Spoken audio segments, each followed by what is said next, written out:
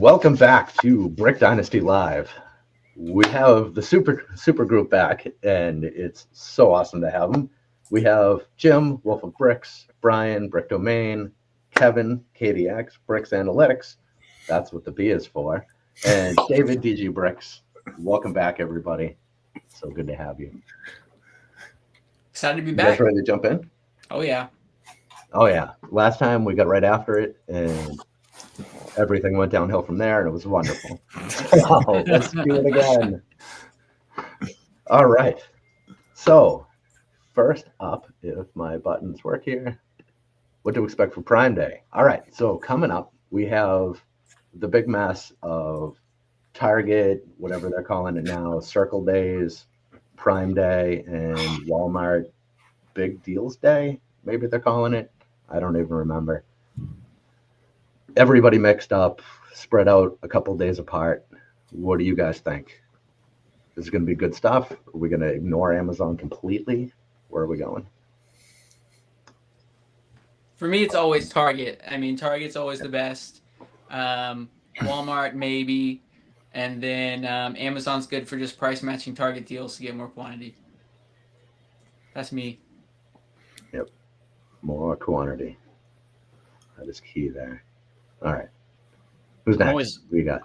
I'll go. I'm always a little less enthusiastic buying from Target just because there's no way around the sales tax. I don't know what folks' thoughts are on that. You don't think the using red card to take away the bulk of the sales tax there helps? Well, sure it does, but what is the Amazon credit card also gives you what, 5% cash back? Walmart gives you, I think, 3 or 5%. It's like each retailer has a 5% Fair enough. either back or off. I guess red card is off, which is better, right, than a rebate. But no, I just figure I have a tax exemption. Lots of most big time retailers do. Why would I want to play kind of in the kiddie pool? No offense intended of paying sales tax when I could avoid it. That's a competitive edge that I'm forfeiting, and I don't want to forfeit a competitive edge. Yep. Target has the best deals. I know they are sometimes at Target. I'm going to take a very brave position here, and I would love to pay less tax. So if you're asking what's my opinion on tax, less is better, but it is a pain in the butt. So I have a wild card in all this, and this is somewhat of an emotional, personal experience. And I don't know about all you guys, but I have had a lot. Well, let me restate that. I've had a high percentage of Lego boxes show up damaged.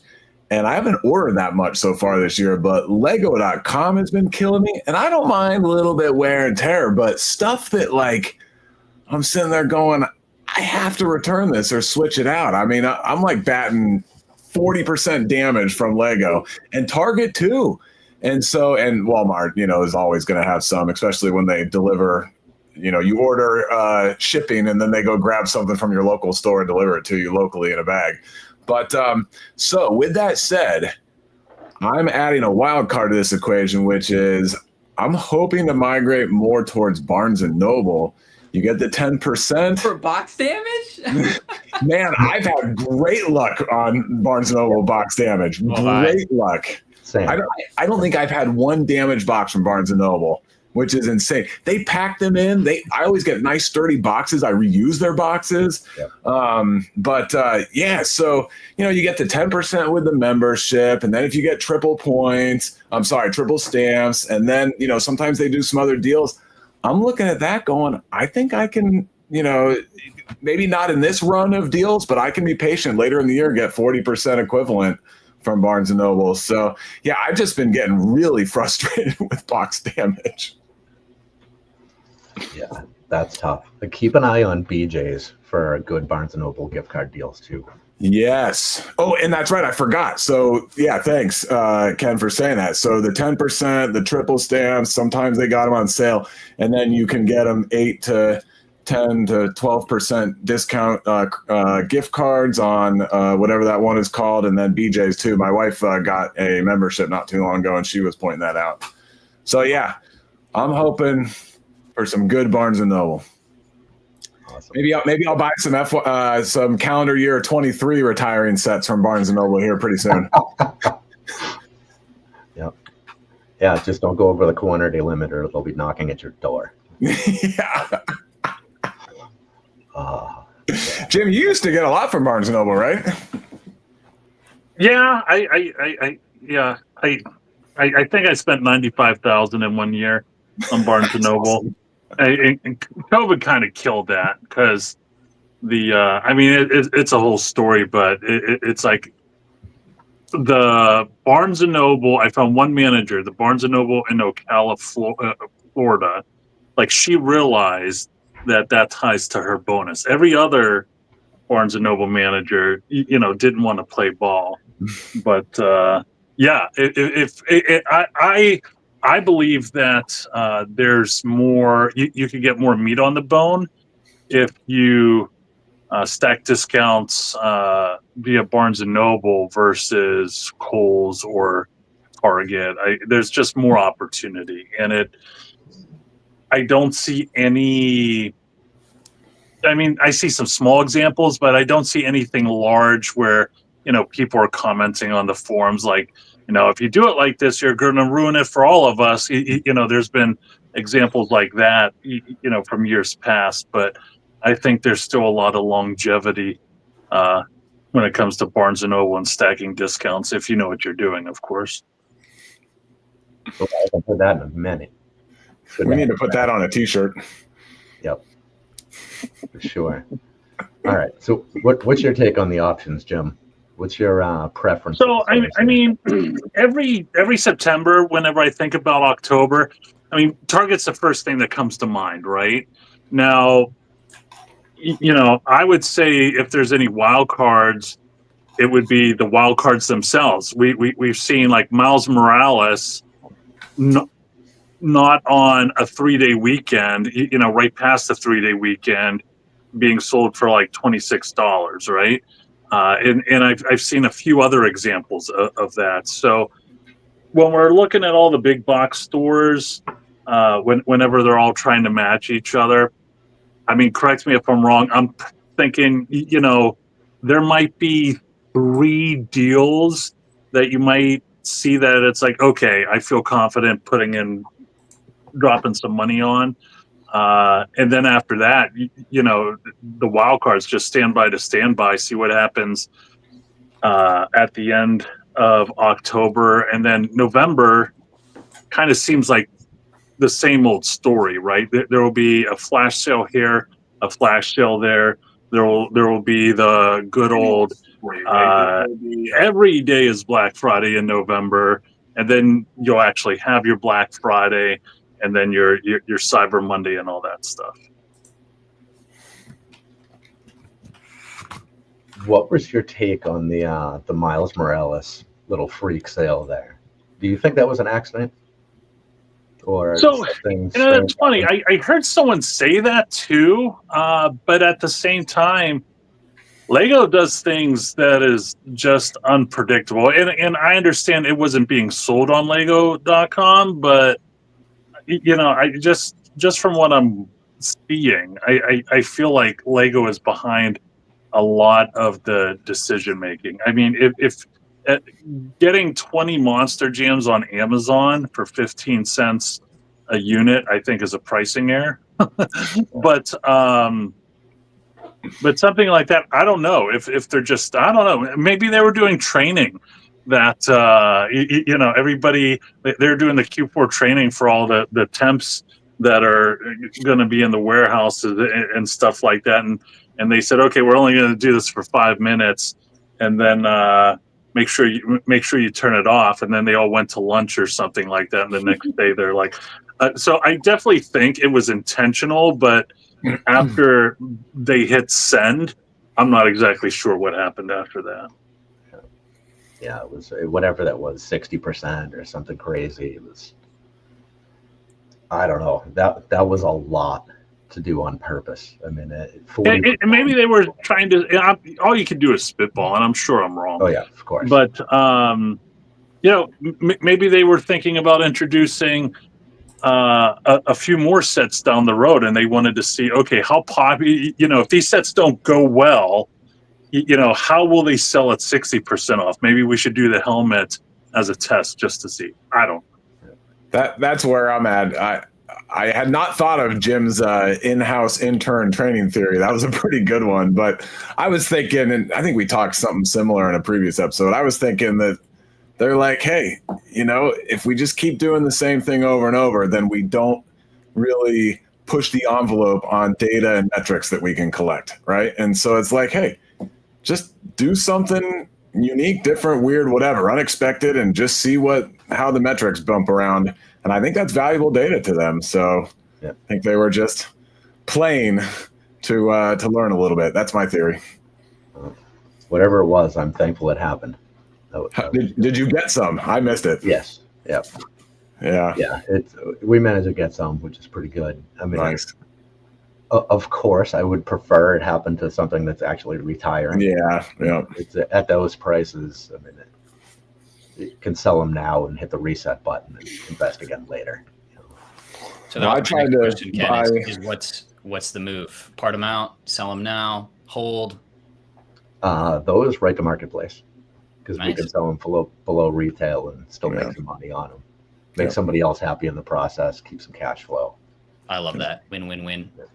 Yep.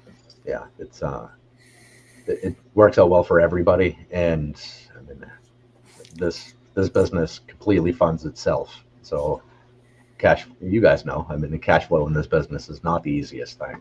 So a little something like that, it's a nice little help. I tried to order 10 of those 3-in-1 cameras today from Christian Books. Is that what it is? Yeah. Yep, they were over there too. Good old I Christian haven't Book. heard in years.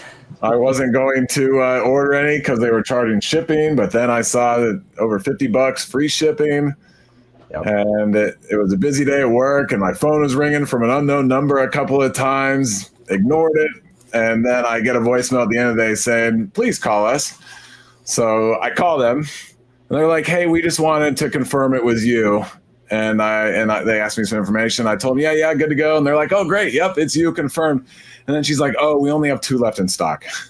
Ah. And I said, "Are you still gonna?" She said, "You want those 2?" And I said, "Are you gonna charge me shipping now because I'm below $50?" And she said, "Yeah." And I said, "Cancel it, forget it." But I was excited about that for $850. I was gonna both my kids actually wanted to build one, and I actually wanted to build one too. And I was gonna hand a few out for coming up birthday present, that kind of stuff. And then I was gonna put a few of them on Marketplace for $15, and it would, pay for itself. That's terrible customer service. I know, it was really fun. And then she had the gall to ask me, "Are you a reseller?" To which you replied, "No, I'm a collector." You should have asked her to come on the show tonight. Jim, if I was thinking on my feet, damn it, I would have. That would have been amazing. Man, I mean, she sounded very sweet too. Like, I don't know what kind of company they are, but they got Christian bookseller in the name. She's very sweet. I don't know how big they are, but you're right. That would have been amazing to say, "Hey, I'm going to send you a link for a 9 o'clock YouTube live. We'll see you there." Yeah. So it's you can get tax exemption there. So you can be a reseller. You can be fine. You can set up LTL deliveries if you want to go and spend $60,000 on Lego. Yep. If you feel so inclined. Yeah, she work with you over there. Because I kind of hesitated. I just said, "Well, no, I sell one every now and then, but these are for collection and birthdays and that kind of stuff." And the reason I didn't say anything is because she said, "Hey, are you a reseller?" And then she very quickly said, "It's okay if you are. You just have to we just have to ask some questions and do some paperwork."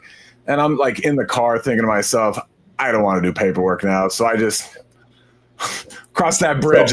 All right. So 2 things there. You started the show by saying you don't like to pay taxes, and she gave you an opportunity to not. And then you lied to somebody at Christian Book. It was not a lie. I did not want to resell too many of these sets. I was just doing casual collecting. Do I have an Inferno button around here somewhere? Somebody needs some extra Sunday school, KDX. Yeah. Oh, yeah. She was very apologetic. I told her, "Don't worry, I will try again." And she said, "Don't worry, we do great Lego deals throughout the year." And I said, "Looking forward to it." Yeah. I will Do be they back. really? That because that's a name I haven't heard or looked at in I think since 2022. Yep. Yeah, they do some good stuff from time to time there. I wouldn't call it regular, but yeah, it's worth keeping an eye out. Yeah, it's all or nothing. Yep. Yeah, for sure. It's Brian, you it's knew about that? either panic Yeah, and yeah, I bang saw on it, but I was like, everything. it's not retiring. I didn't want it. Yeah, that set is great value for the price. At full price, it's a good value. It's so good. It's such a cool little set. Yeah, every once in a while they price things just right. The gingerbread AT-AT is a great price on that. They did a good job there. What am I looking at here? Okay, so Everyone in the chat, including me, is now looking at christianbooks.com. Yeah. Give it a few months, or it's watch notifications about that. If they have an influencer program, maybe you could get a discount.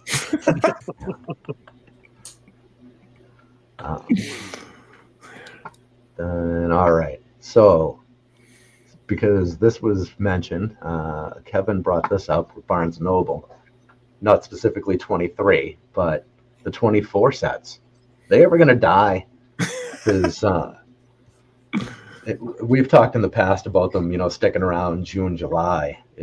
There are a lot out there still, and we're now in Q4. It's a sad situation. So I feel ignorant with this question, but I saw the Coliseum. Did that came back? No. So for that one, for that year, the Coliseum disappeared fast. Okay. And then that was 2 years ago. Last year, the Shadow Box disappeared fast. This year, unless it's come back and I missed it. No. What is it? Diagon Alley. That one disappeared. Are we gonna have a one a year big set deal, or do you think that number is gonna creep up a little bit? This year we're gonna have another one for sure. There's no way we don't. Yeah. What's it gonna be? It's either gonna be the Disney Castle.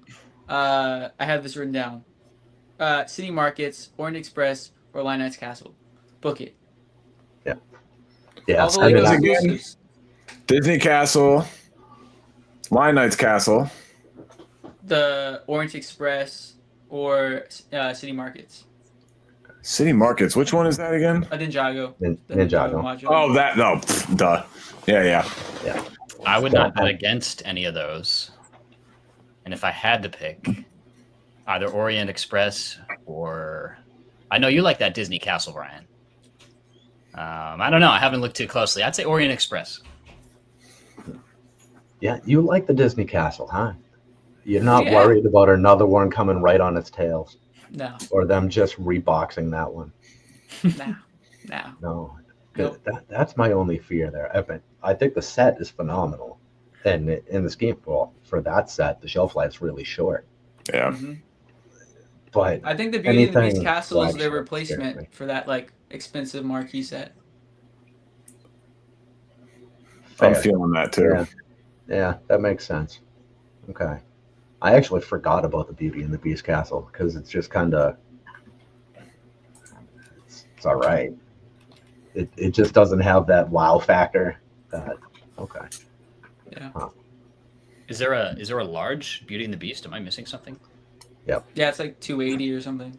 Oh, jeez. And it's a beautiful set. Yeah, it's very nice, but it's not. Oh yeah, I forgot about this. Yeah.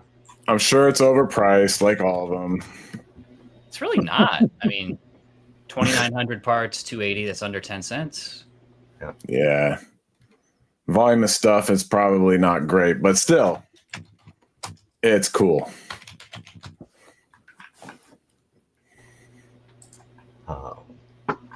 Buildable little characters, I think they listed. That always drives me crazy. Let's see. Brian, what do you think about Medieval Town Square again? Oh, it's just really low volume, really low demand, low Yeah. supply. So if it goes out of stock on time, it'll do fine. But I mean, with that crazy low demand, it could linger in stock a long time. Yeah. So yeah, that's what I'm thinking too. I would put that next tier below the 4 that you listed. Yeah, like the ceiling for it is the last year with the $215 set that you liked. El Dorado. Yeah, Eldorado Fortress. Yeah. It was like the exact same demand metrics, Yep. and it went out of stock on time. I think it had one small sale from Target, and it's going for like $300. It wasn't a small sale. That was actually a really good discount. It was like Didn't that 30%. catch 30? Right? Yeah. Yeah. Yeah. For something like that, that wasn't bad. 30%. So it was 150, somewhere right around there. Yeah. That was. Yeah. Mhm. I haven't That's checked not that price recently. How's the El Dorado doing? I think it's around 300, but I haven't checked Okay. recently. Yeah, that whole set kind of hinged on the retroness, right? And like, don't get me wrong, Retro Castle is awesome, but I think that it's a lot of what's the phenomenon? Like, it's a few loud people, and I don't think the fan base is actually that large. Agreed. Yeah, it's $278 actually on Amazon, even less. Yeah. So still not great. Yeah, and I think Lego's proven that the remakes, whether it's the classic space, I forget what that one was called. Galaxy Explorer. Yep. Yeah, it's the Explorer, El Dorado. Haven't done well. There was another one. It might have been The new one, the Blacktron. well, and then I was going to ask about the Blacktron. I assume the Blacktron's funny because it's one of those ones that definitely could be so bad that it's good. But I assume all of us are saying, hey, if it doesn't do anything wacky like disappear early or something like that, I imagine it's not looking. The metrics aren't looking good on that one. Brian's the metrics guy in the room, so I assume that's what you're seeing, right? It's very similar to Medieval Town Square. Yeah, that's what I thought. The strange one about Blacktron, though, is when the Blacktron GWP came out the first time, we made a ton of money with that. Yeah. Yep. And then they put it out the second time, and it just it flatlined fast. You could just hear the beep in the background. It was not a good story. But the build was great. Yeah, they did a great job with that. The packaging was exactly what it should have been. Yep. And then they put this monstrosity out where the whole thing is supposed to be kind of modular, or whatever crazy thing they did. People were like, meh. I don't know. Well, the big It's one never looks on like sale either. That's the thing. which does make me wonder if it could be one of those that's so bad it's good. But the new one though, it's just a construction site on its side, man. It's ugly. We're talking about the $100 mostly Blacktron. Yeah. It's so bad it's good. That's interesting. Yeah. Oh, it's real. That's real. Yeah, every single investor moves on. Tell me about Icons of Play from last year. Yeah. That's okay. That's perfect wording for that, because that was so bad. So bad. Yeah, it's a bunch of named minifigures that nobody cared about, that apparently somebody has cared about. Yeah, and it was a Lego exclusive, and they sent them to Amazon just like they did the Phantom Menace Brickheads, but they sold through really quickly, and no investors bought them, and it just went to like 140 overnight. Yeah, man, those Phantom Menace Brickheads are still around. What a disaster. Like it's I don't even know where they are, but we still have the Heroes of Endor brickheads somewhere. Me too. Yeah. Well, I blame Amazon for that too, because they destroyed that listing early on. And they're gonna find another warehouse of those Endor Heroes brickheads too. I hate to say. But it's like, really, at the end of the day, their warehouse space costs money. Our warehouse space costs money. We are just willing to be a little more nimble and efficient with the warehouse space. Like really, that's the niche in the market that lets resellers like us, profit. Yeah. Yeah. So when was that? Man, I watch you guys so much, I can't tell what's your calls and what's mine at this point. At some point, Kevin mentioned buying retired sets the following year and taking care. Might have been last time we were all on this show. I don't know, whenever. But so now looking at the 24 sets at the tail end of 25, for the right discount, would any of you guys consider anything that's remaining, or would you just turn your nose up and walk away? For the right discount, yeah. Yeah, for 70%, for 80%. Because it has to be a ludicrous discount, though, right? It just depends on the set. Yeah, depending on the set, I would pull the trigger on 40% too, because I go back to the Saturn V rocket, right? The second one, and people were like, "Oh, it's dead. It's been out forever. And there are other examples of sets that are like that. But I don't know. But it has to be the right set. It just can't be any set. Where did that Minecraft? I just looked up on Brickset, the training grounds that retired at the end of 23. That just got sold a month ago somewhere for like $18.50. I bought 6 of them. What? Yeah. Color me surprised. Yeah. For everybody listening out there, that was not a compliment. Yeah, I mean, he's like, "Yep, that's KDX for you." Well, really, I was talking about the low price on that awful set, but yeah, I read between the lines there. It was a twofer. It wasn't. Yeah. I mean, you could probably sell that for, it's 25 or $30 or something for cash and make a little something on it local. You didn't buy 50 of them, right? Uh-oh. No, I bought 6 of them. But Brickset saying 51. Let me check it up on eBay and Amazon.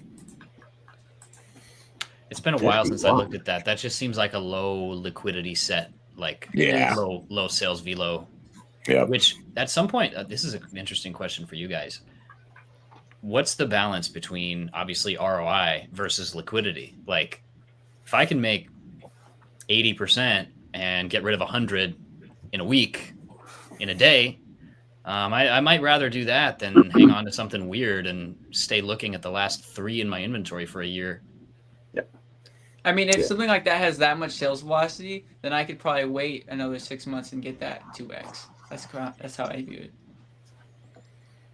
So I don't think I'm ever going to repeat this anywhere else. Just on the internet. Just on the internet. This is just between us, fellas. But looking back at 5, 7, 8 years ago, I would always say that worst case scenario, I'll get a ROI of 40%, and while that is terrible, and I won't be too upset about it. I don't want to phrase what I'm about to say as, okay, 40% for me is now the norm, because it's not. But if it means moving things quicker, and the way I look at it, I look at my overall capital. So if you have like 100,000 in Lego or something like that, and you sell it all, and you make a 40% ROI off of that, it is what it is. The numbers are the same, but if you have 300,000 of Lego that you're able to move, and you're at 40%, the dollar amount is higher, so it's a little bit more easier for me to digest, is what I'm trying to say. So I'm definitely not trying to be like, okay, this will make me 40% ROI. We're in business, boys. That's not what I'm trying to say at all. But it's not as much of a bitter pill as it used to be for me. So I'm like, okay, we'll just work on the next one. Yeah, I mean, there's speed of money is important, right? And in this business, we understand that the speed of money is slow. So, but if you're looking at something for your average at 18 months or whatever number you're looking at, and you have the opportunity to get whatever your target is 100% or so in half of that time, jump on whatever your target was as soon as you hit your target. Don't hang on hoping for that extra buck, because you're either not going to get there or you're going to tie up your money for too long. And much better off to deploy that money, especially now, loosen it up. Q4 is here, buy the good stuff. If you have to drop your numbers a bit, then fine. But I mean, don't roll over and die because you're impatient either, you know.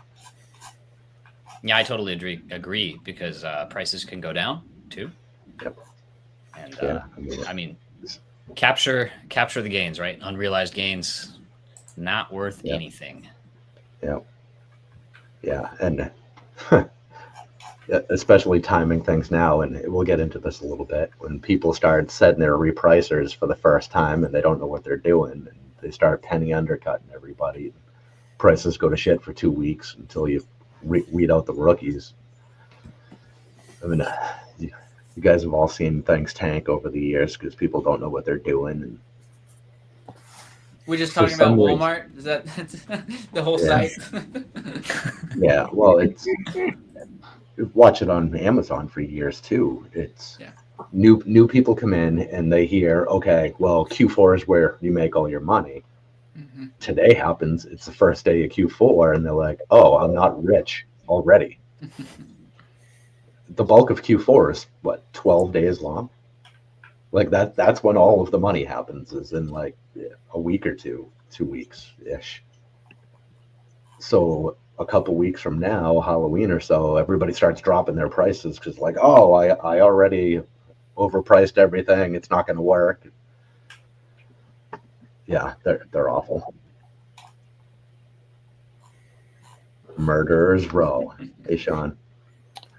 So I have kind of a hot take on this topic. What do you got? All right. So question is, will the 24 sets ever die? All right. So I don't know about that. Can't answer that. No idea. But I'm going to change the question to a question I do want to answer, which is the 24 sets. DG knows I'm good at this. The 24 sets not dying or being around so long, does that make me concerned? Does it, what's my reaction to that? And, somewhat tongue in cheek, but also somewhat serious. It gives me some hope, because we talked about this in one of our maybe the last one. I was joking that, Lego really sucks at some things. They suck at IT. They suck at website. They suck at quality control right now. They suck at prints. There's a lot of things they suck at. But they're really good at customer service, pretty good at customer service, and they're really good at designing Lego sets, right? And so, but outside of those, they kind of suck at a lot of basic things. And so I think there are so many 24 sets that aren't dying because we went through the years, from a few years ago when Lego demand went up and Lego was like, let's ride the wave and just print copy after copy after copy of these sets. And now I'm seeing, now that there's so many left over, I'm thinking to myself, well, since Lego has already shown us that they can't do a great job projecting the future, that I'm hoping that they're seeing, they're saying to themselves, we have so many extra of these sets that are lingering so long, we need to stop printing so many sets. And so I'm hopeful through this year, maybe even next year, that some sets are not way overproduced. And, it's interesting, right? Like The Gotham City. I don't think I've seen that on sale. Maybe there was like a bundle or something put on sale, but that's a great set. Rarely on sale. Medieval Marketplace, rarely on sale. Orient Express. There are some sets out there that you would think have seen a sale by now, but no or very little sales. Does make me wonder if the printed copies by Lego are less. So I'm hopeful that Lego made the error on the front end of way overproducing, and now they're going to make the error on the back end of underproducing a little bit. I completely disagree. Well, I think it's not going to change at all, and it's just Barnes & Noble having poor inventory management. They don't. Barnes & Noble. Yeah, I could tell you. I could tell you those stories. You've probably already heard them. Yeah. I have two things on that, Sean. If the right way, if you're still there, the second thing is going to be for your benefit. So last thing I want to do is self-promote on another person's channel, but I have a video scheduled tomorrow where and I talk about what I believe they're doing, or the reasons why they're doing this. I think it is intentional. So that's number one. And number two, what Lego really needs to do, Sean, this is for you. I got a few words for you. More Hulkbusters. We just need more Hulkbusters. I saw Sean the Right Way talk about Hulkbusters like a year ago on his channel.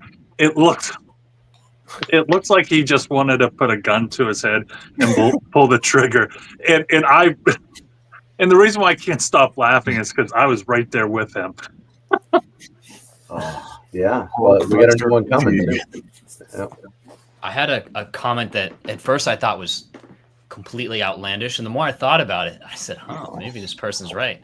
They said that maybe Lego in their ESG, save the planet, even though we're a plastic company, wisdom, has decided that they need to, the number has to go up, the chart has to go up and to the right.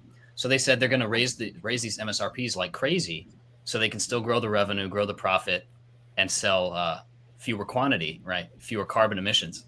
At first I was like, I wish I could credit the person. It was a really, really sharp comment. And it's kind of a conspiracy theory, but I think they might be onto something. I'd be curious to know what all you guys think. I blame us pesky resellers for all of this, really. When Amazon went and wiped out 50% of the resellers out there, there was nobody left to buy all of these sets. It's like, oh man, what do we do now? Yeah. We still don't have many paper bags. Yeah, that's right. Yeah. I think they know there's a certain percentage of fans who will always buy day one, and so they're taking advantage of that, and then they'll just have more sales more often down the road. And that's when most people will start to buy, hopefully. But it seems like a lot of people still aren't learning to do that. Is the Death Slice still in stock? Apparently, a lot of the retailers actually sold out today, like in store. Yeah. Yeah, that's kind of a new one. Decent quantities. I mean, Interesting. To move 10, I mean, 10's not a lot, but 10 of $1,000 set. And around here, the stores are fairly close together. So that's a decent quantity to move. I feel like with the Death Slice, it's the first time where people are used to being angry at Lego, right? It's been going on forever. I hate you, Lego. All this. Yeah. I feel like the Death Slice is the first time where Lego fans are coming after others for like, I hate you because you like this set. Yeah, It's like, what? We've had some controversial releases over the years, but when did it get to that point? Yeah, it never should. I mean, let people have their joy. Yeah. Whether you agree with it or not, nobody's hurting anybody. Let them just have their fun. I have a bunch of dream sets, and I'm very proud to own them. So, whatever. Me too. All right. And I found a good market for mine. I sell them to my son. Perfect. Yeah. I just opened them and built them. It sounds like some mafia business, right? This is like what would go on in Miami, right? Yeah. All Hey, right. Cobb is a slice guy. I like that. Yep. All right. So, all right. How about this one next on the list here? Overhyped sets. So, Kevin, you're the listen to everybody else guy. What are you seeing from the list that you think is just stupid that everybody is talking about? I'll let you kick off here. You better go to somebody else and fill in dead air because I meant to pull up my spreadsheet before we My word. before we started talking and I didn't have it up. So He's too busy arm wrestling his kids. All right. Hold please. Are we talking about overhyped retiring sets or just in general? Well, retiring, but if you got something else, what are you saying? What are you thinking? Well, I'll give you two. One is retiring, so I'll do that one first. Don't come for me. And maybe it's just my bias because I've had a problem with this brand for a long time. The Orient Express, like I got a couple of VIP members. That's all they will talk about. And you know, like any old friend, you want to support them, and even though you don't like who they're dating. But you know, if they're happy, God bless, right? And I've just, you know, the Orient Express, I've just, and I don't know why. The Orient Express has rubbed me the wrong way, the brand, for like 20 years. And I just feel like they're just trying to milk it more and more and more. And I just don't see, I don't know. Pirates of the Caribbean, if they came out with another movie or something like that, I feel like there's more of a story to tell. Maybe something left, even though there's probably not. They could bullshit it into something, but it just seems like getting blood from a stone whenever it comes to the Polar Express. So, but I hear a lot of people are excited. They're doing jumping jacks. I'm not doing jumping jacks, and you know this was something that wasn't really at a deep discount. So anytime I see any set, and we'll just say for argument's sake, it has potential. Like I'll be like, okay, I see these other sets that are cheaper that have probably a better ROI. So I'm just gonna focus on them. And if I miss a 30% off flash sale on the Orient Express come November, it's not the end of the world for me. So that's one that I feel that is overhyped. Another set that I feel that is overhyped that just came out, going back to the Black Pearl. I feel that's a little bit overhyped because everybody, Sean, this has nothing to do with you, but everybody wants the Christmas TIE Fighter, right? Everybody wants it, right? Well, and that's great. Everybody wants the old Black Pearl. That's all they'll talk about. You know, there's recently an influencer that bought the Black Pearl at Brick World Chicago, and it's going to be a good set. Don't get me wrong, but I just feel like it's everybody will have their FOMO vindicated, and then it will just putz out very quickly. My thoughts. So because you just mentioned, go ahead. Oh, so just to clarify, this is about quick flipping Black Pearl? No, just overhyped in general. Like I don't see, you know, let's say it retires next year, which it might. I need to check on that. I just don't see it shoot up as quickly at a equal ROI 6 months out after retirement versus the last one. And I could be wrong. And of course, there are some unique pieces in there, but the minifigs, my opinion, could have been better. I think they're a little bit lacking. I'd probably give them a C+ on the minifigs. So Yeah, I haven't checked the value in those minifigs yet. I need to do that. and it takes forever for a set that just comes out. It takes forever for Bricklink to post that. Yeah, it's eventually when I get a copy of that for myself, I'm just going to sell all the minifigs to recoup some of my money because I just want a big boat. That thing is Stock great. it up with classic pirates. Yeah. Yep, Yep. that's a little more my speed. I don't know if Mine this too. changes anything, but it looks like there's going to be another Pirates of the Caribbean movie at some point in the future. I heard that. What are they going to do with Johnny Depp? I think it's a all-female cast or something. Like it's what I'm just. Oh, Oh, How can you have pirates? Oh. without Johnny Like Depp? Answer the call Ghostbuster? too. Now with I pirates. don't know. Yeah. It's very early, Oh. so it's hard to say. It's hard to say. I think it's just. I heard you know, Johnny Depp in Disney were talking. Oh, maybe they are. It's really early. I could barely find anything other than that it's coming. I did see something about another pirates ship coming out next year too. So early. That ship will sink. Rip Ghostbusters 2. Yeah. He had him right into the contract a lifetime supply of dog poop bags. Yeah, that's helpful. Yeah. Man.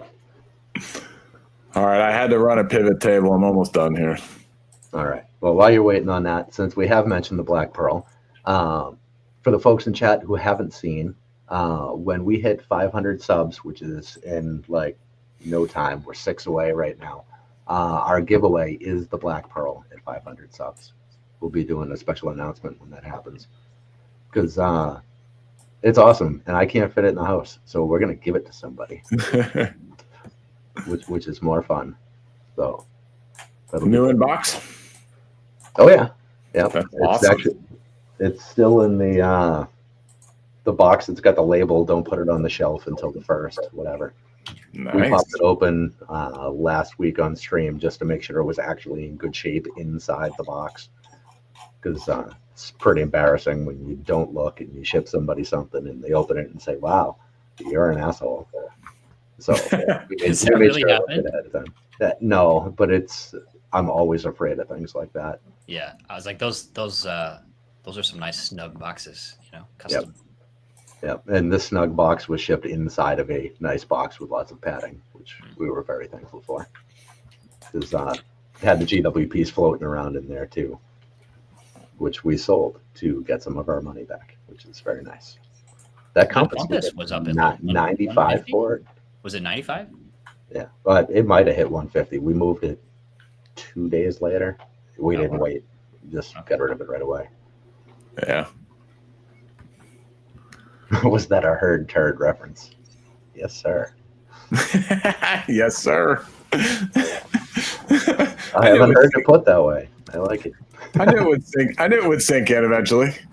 I was at a talking about opening up like the shipping box and everything. I was at a toy show a couple of weeks ago here in town, and we had a new bricks and minifigs open up out at the beach a year ago. So they were there, and a lot of space and a lot of people come talk to them. They're great guys and gals over there. But somebody sold them a 2008 UCS Death Star, and the box, like the shipping box, had never been opened. So he brought it in and everybody stood around and he opened it up.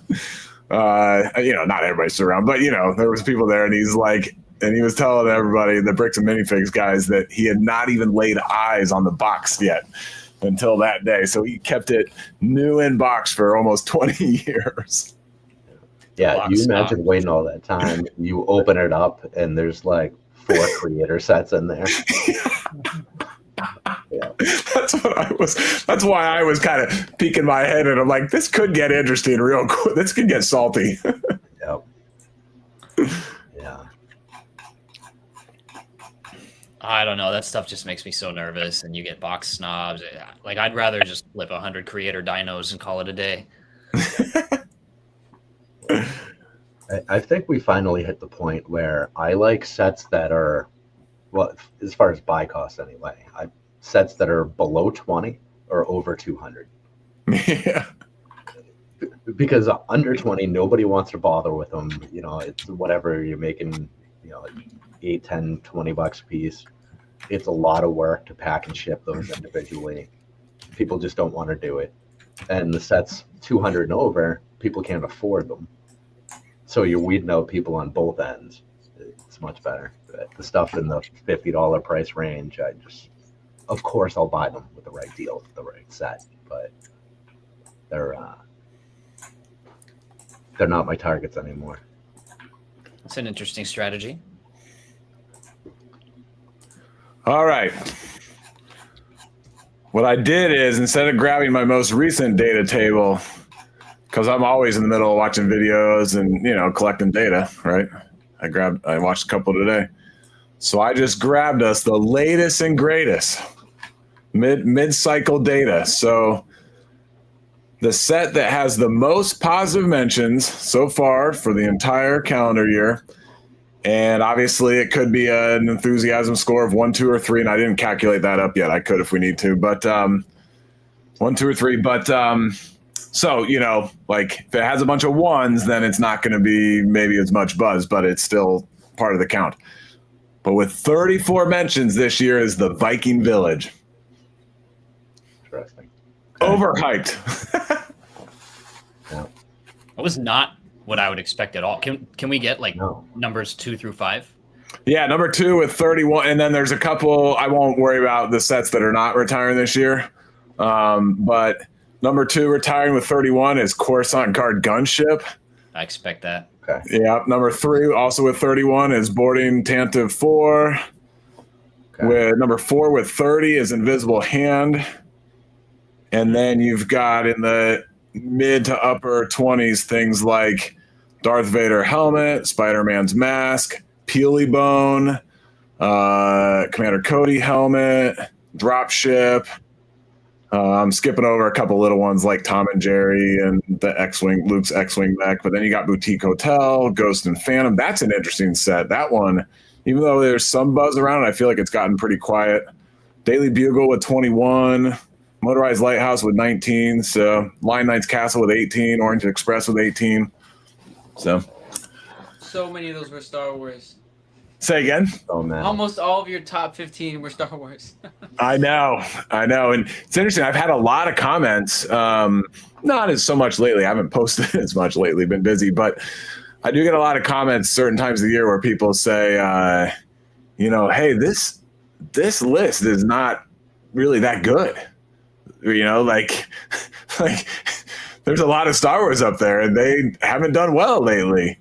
And then somebody else will sneak in with a post with saying the list is pretty good because you see which ones are overhyped and not to go for. And so I usually, you know, jump in saying, yeah, I love it because, you know, how to use that list moves throughout the year. Remember last episode we were talking about how does our strategies change from year to year? And we were saying it's changing from quarter to quarter because things are happening so fast right now. And so how that list gets used evolves throughout the year. So yeah, like I'm happy that Lion Knight's Castle is somewhere in the middle and not way up at the top. And I do look at those middle sets. You know, we've got the Insect Collection with 16 mentions, for example. I think that's a pretty interesting set to watch. Unique ideas, goes well with botanicals, you know, and it's not overhyped based on my data. You could put it next to your new sold rock a month. collection.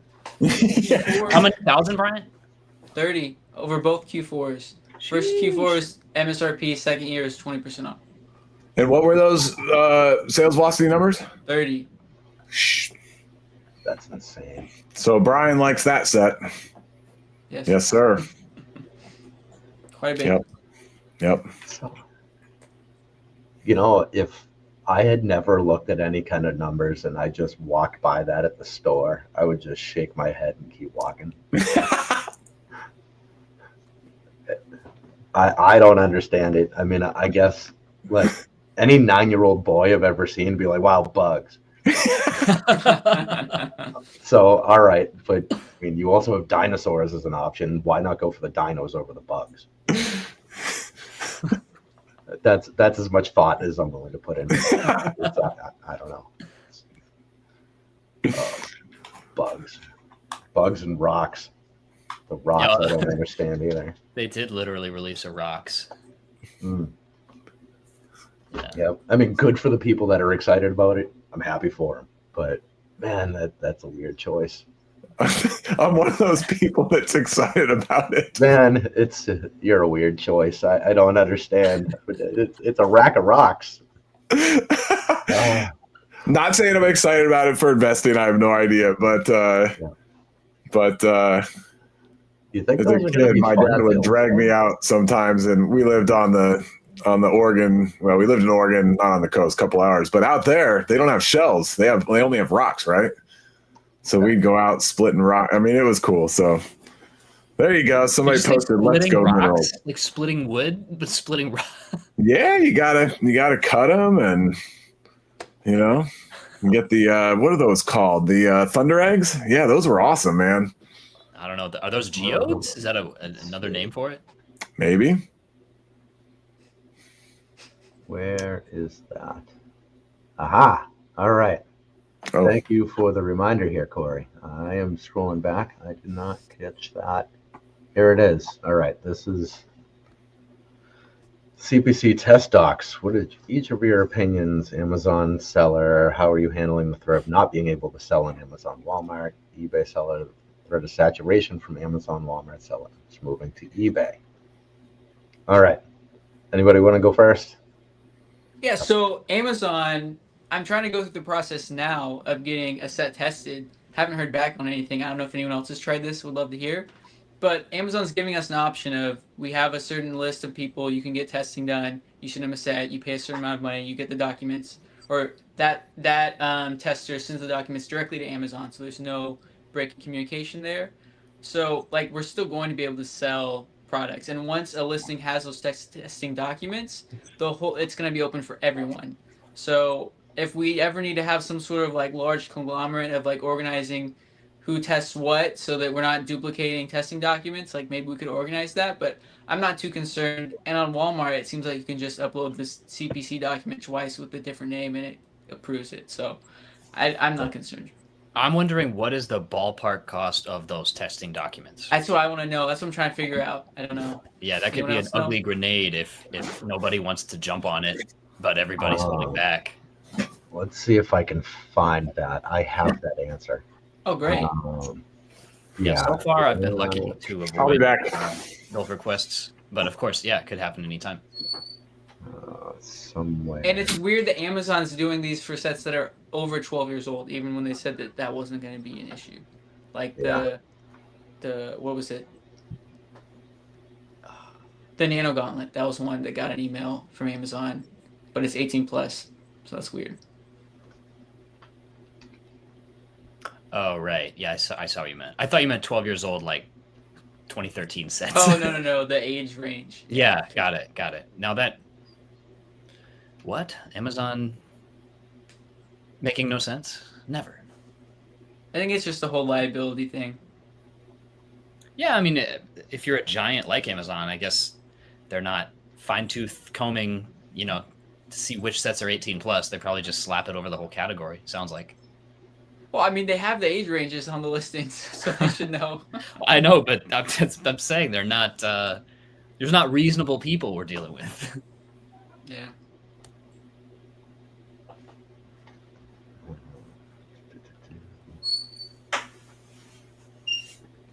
And is it in like the hundreds or is it the thousands? Do you know off the top of your head?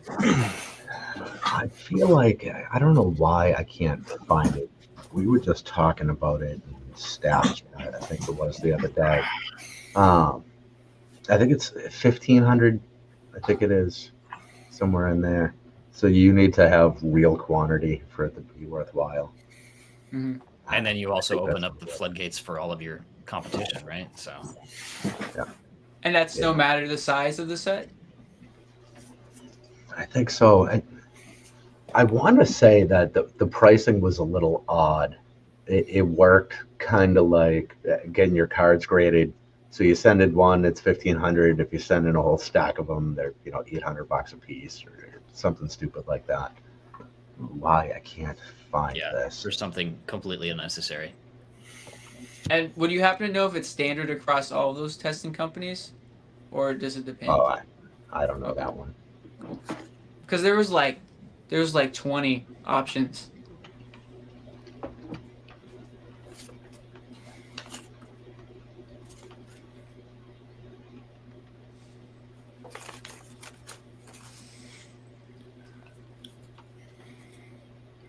Ken, the Yankees won. Did they? Fuck. Yeah. I assume you're a Sox fan? Yes, sir. Well, retired. I haven't watched any sporting events in years. No time. Okay. No. Yeah. Yep. Someday, I watch my daughter play baseball on Sundays, but yeah, it's about as far as we got. The A-frame cabin is in stock. Oh Yep. yeah. 30%, yeah. right? Yeah, that's on the next sale list. Oh my gosh. Maybe we can. It's Wait. $350 to $1,500 depending on the complexity of the toy. Okay. Okay. Cool. That's not bad Yep. at all. I mean, yeah, so it's In the a grand big scheme of range. things. All right. Yeah, I'll let you guys do that. No, but if you divide and conquer, I think Yeah. it's totally fine. Yeah. Yeah, I mean, if you find a half a dozen people who also have large quantities and they're sellers that you can trust not to do stupid things with a listing, you can pool like that. Lego Mafia. I like it. Yeah, I mean, on the other side of things, if for the ones that don't require testing, CPC docs are so easy. I mean, Lego puts them right on their website. They're just there for the taking. All right. Apparently, the Overhyped thing came back on screen. All right, there it is. Let's. Okay. Well, actually, while we're talking about documents and whatnot, so last year we had the Black Friday massacre. Moving on slightly, getting away from the documents, but also having problems. If you remember with the Office set, I know there are people in chat that will remember it as well. That basically never went on sale, and then it sold out, and then it came back in time for a Black Friday sale, and everybody and their mom got huge quantities of it, and then the buy box ended up at like $103 on Amazon, and it was a mess. And now it's like $130, barely over retail still. When did that? When did like the second wave of supply come in and crush the price? Was that after Christmas, after New Year's? I think it was. Yeah, I flipped. I had such success with that Office set selling locally, which small sample size. I don't sell locally that much, but I sold like 8 of those for retail or just over retail to people who are happy to, please, can I come grab it? Sure. Because you sourced them like at 50 or 60, right? I think that it was 70. Yeah. Yep. Yeah. 70 for Black Friday. And I didn't even, that's right. So, yeah. I just shipped like 5. I didn't even do the in-store pickup thing. I don't have a lot of Walmarts near me. I didn't touch him. You didn't touch him? Yeah. No. Jim, did you get offices? I got a few, but I had this guy. This is gonna sound shady as heck, but not as shady as a former VIP member. Well, I'm like, okay, so how do you source your Lego sets? He's like, every Friday I meet a guy with a van behind a movie theater, and I'm like, okay, whatever.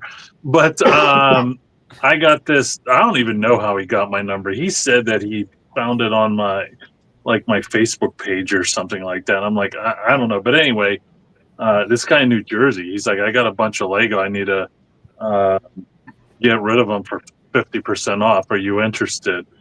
And I said, it all depends. And there's a bunch of offices in there. So I got those for 50% off, and I got rid of them this year.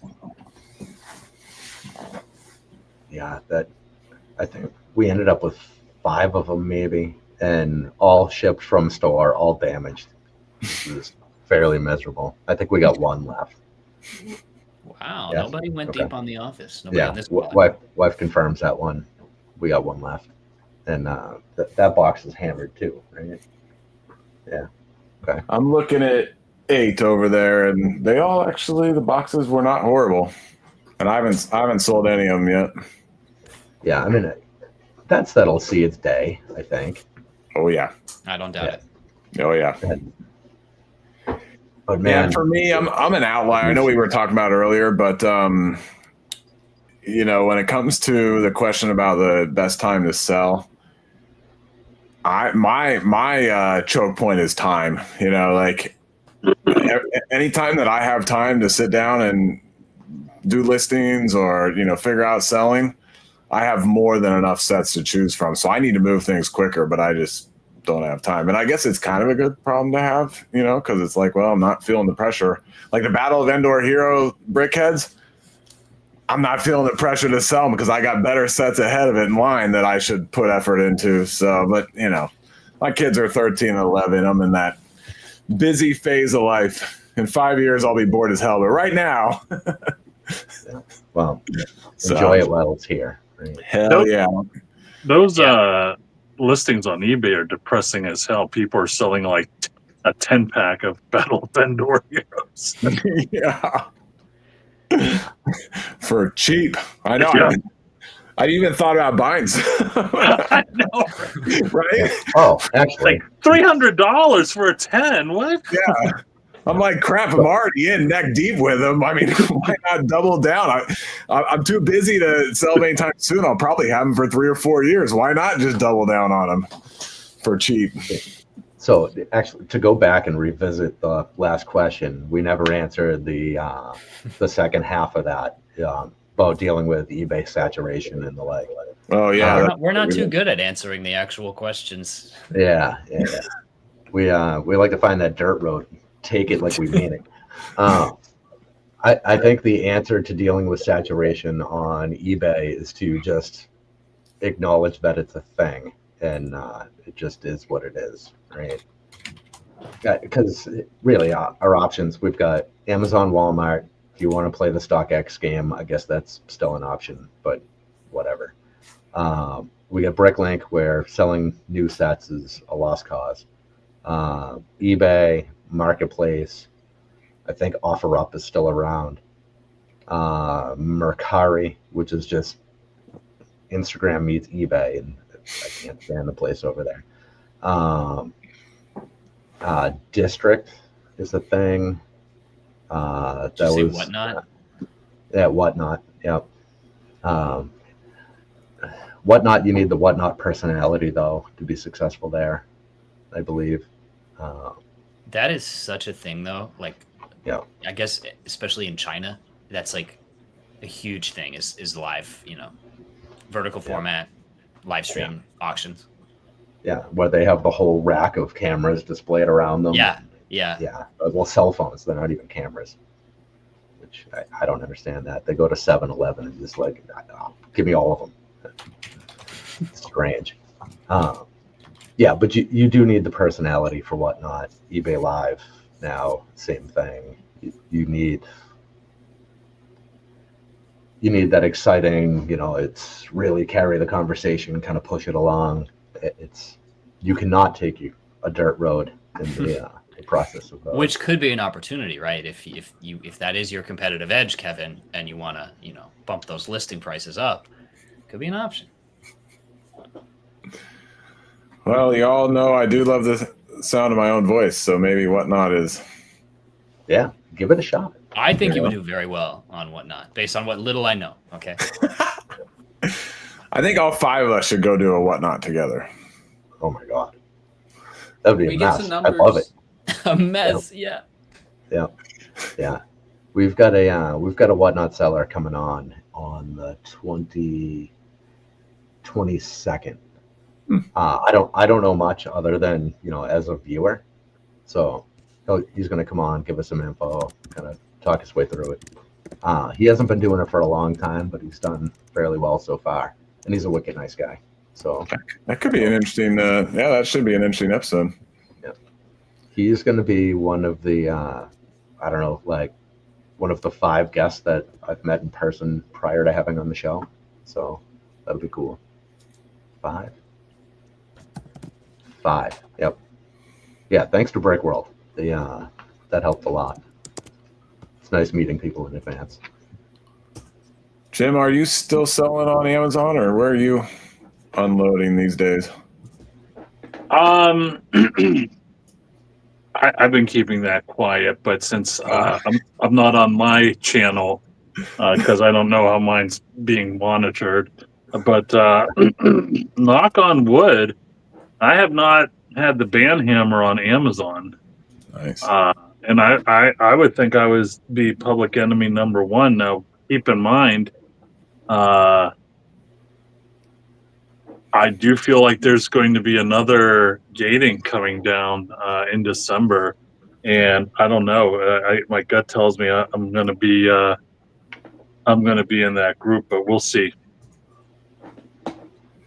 Yeah. Cross your fingers. You dodged that one. I'm rooting for you, man. Thank you. Same. I mean that in all sincerity. It's frustrating. So Yeah, and it was a couple different waves, right? Was it November? Yeah, I was regated in, I think, late November. yeah.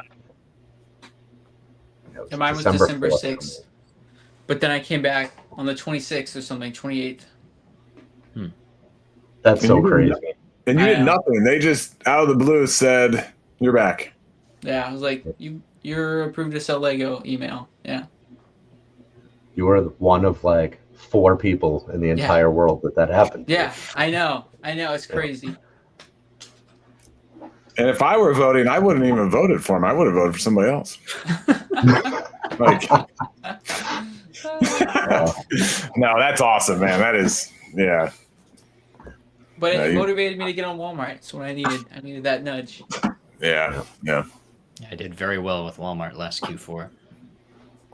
Nice. Yeah, I might need to do that soon. Yeah, they're tightening up. You need to get in as ASAP. Yeah, that's what I'm hearing. Yeah. Okay, so next thing on the list here, what is the best time to shop? We touched on this a little bit earlier. So Black Friday, the weeks leading up to it, next week. What are you thinking for timing?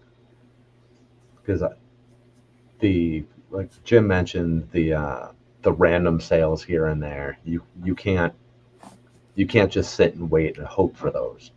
I mean, we all secretly hope for those, but you can't plan your whole buying season on them. Yeah, you really can't. And you know, you have your hit list, and you don't put any speed champions on there because they're not really worth being put on there. But you also know at the end of the year, someone's going to have 50% off speed champions. Yep. So Yeah, next year there are a couple speed champs that that will be on the list in 2 years. Yeah, I think next year's the rules are gonna change a little bit, at least for me. yeah, What do you mean by that? On so. speed champs, you mean? Oh yeah, well, next year we got Lightning McQueen, and Oh yeah. I haven't seen any pics yet, but supposedly the DeLorean is coming out too.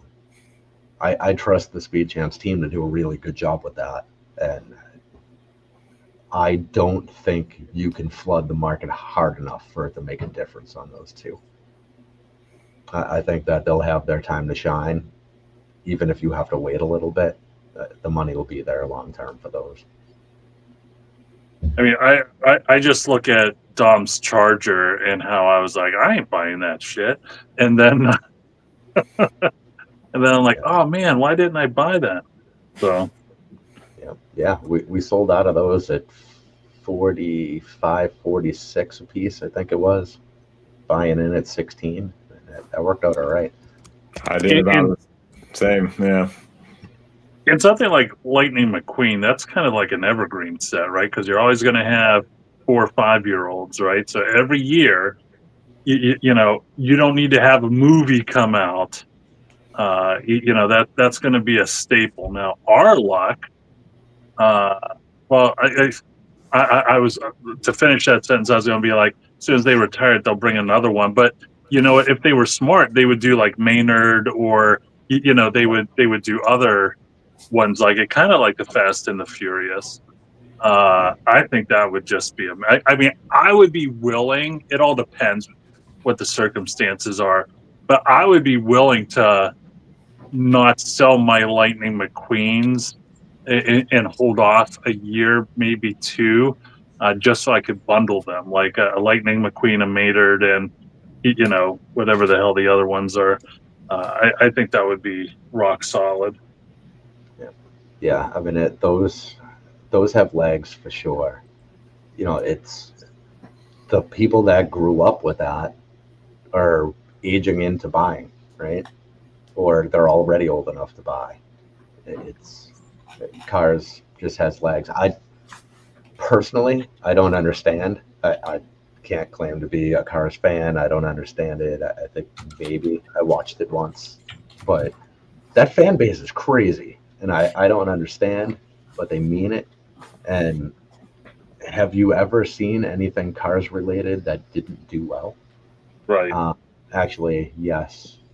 There was a Lightning McQueen. If you look at Brick Set, there was one that did not do well. But basically everything else, Cars has done very well over the years. So, and I think everything the Speed Champs team touches is just great. Yeah, I guess for the sake of content, maybe I'll disagree because all those, like the original car, not the original, but the Cars lines from back in like 2012 or whatever, those were 8+, 10+, 12+, right? Yeah. I don't know about a Lightning McQueen Speed Champions. I guess those are 12+, right? The single cars are roughly that. It just seems like Speed Champs to me is a little older of a demographic.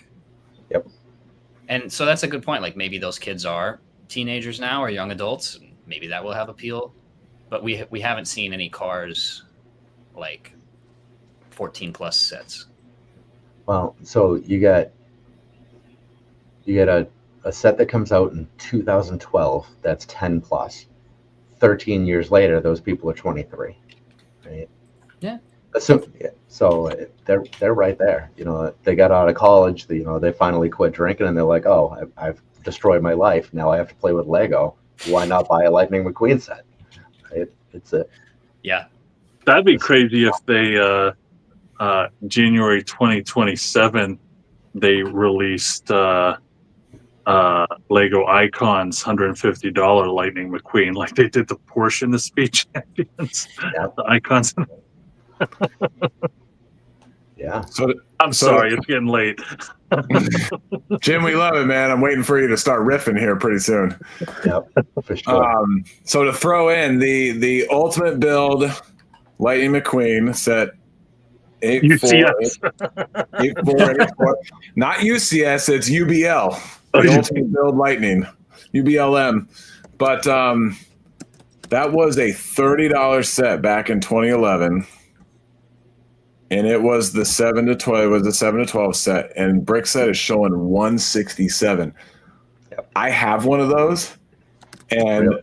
yeah, and before it really got going, I gave it to my son, like I don't know, 10 years ago or something. Oh man, We send them a played bill. with it. It was awesome, but yeah, killer set. So, as you guys know, I'm a huge racing fan, and so I totally get it. The Cars movies, the Cars movie franchise, it's so good. I grew up like in the heyday of Disney with Aladdin, Little Mermaid, Lion King, and Beauty and the Beast. Like, that was just like perfect childhood time. And, those are lasting. Lego's making sets of those. And I think Cars is, a later generation. I think it's that for a later generation. Like when I watch NASCAR, which is a fair amount, some of the drivers are in NASCAR because they loved cars when they were tiny kids. Like that got them all into racing.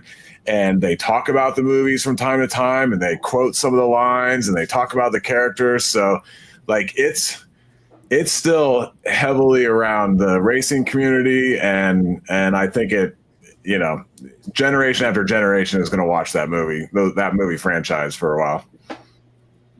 Awesome. So I'm with you.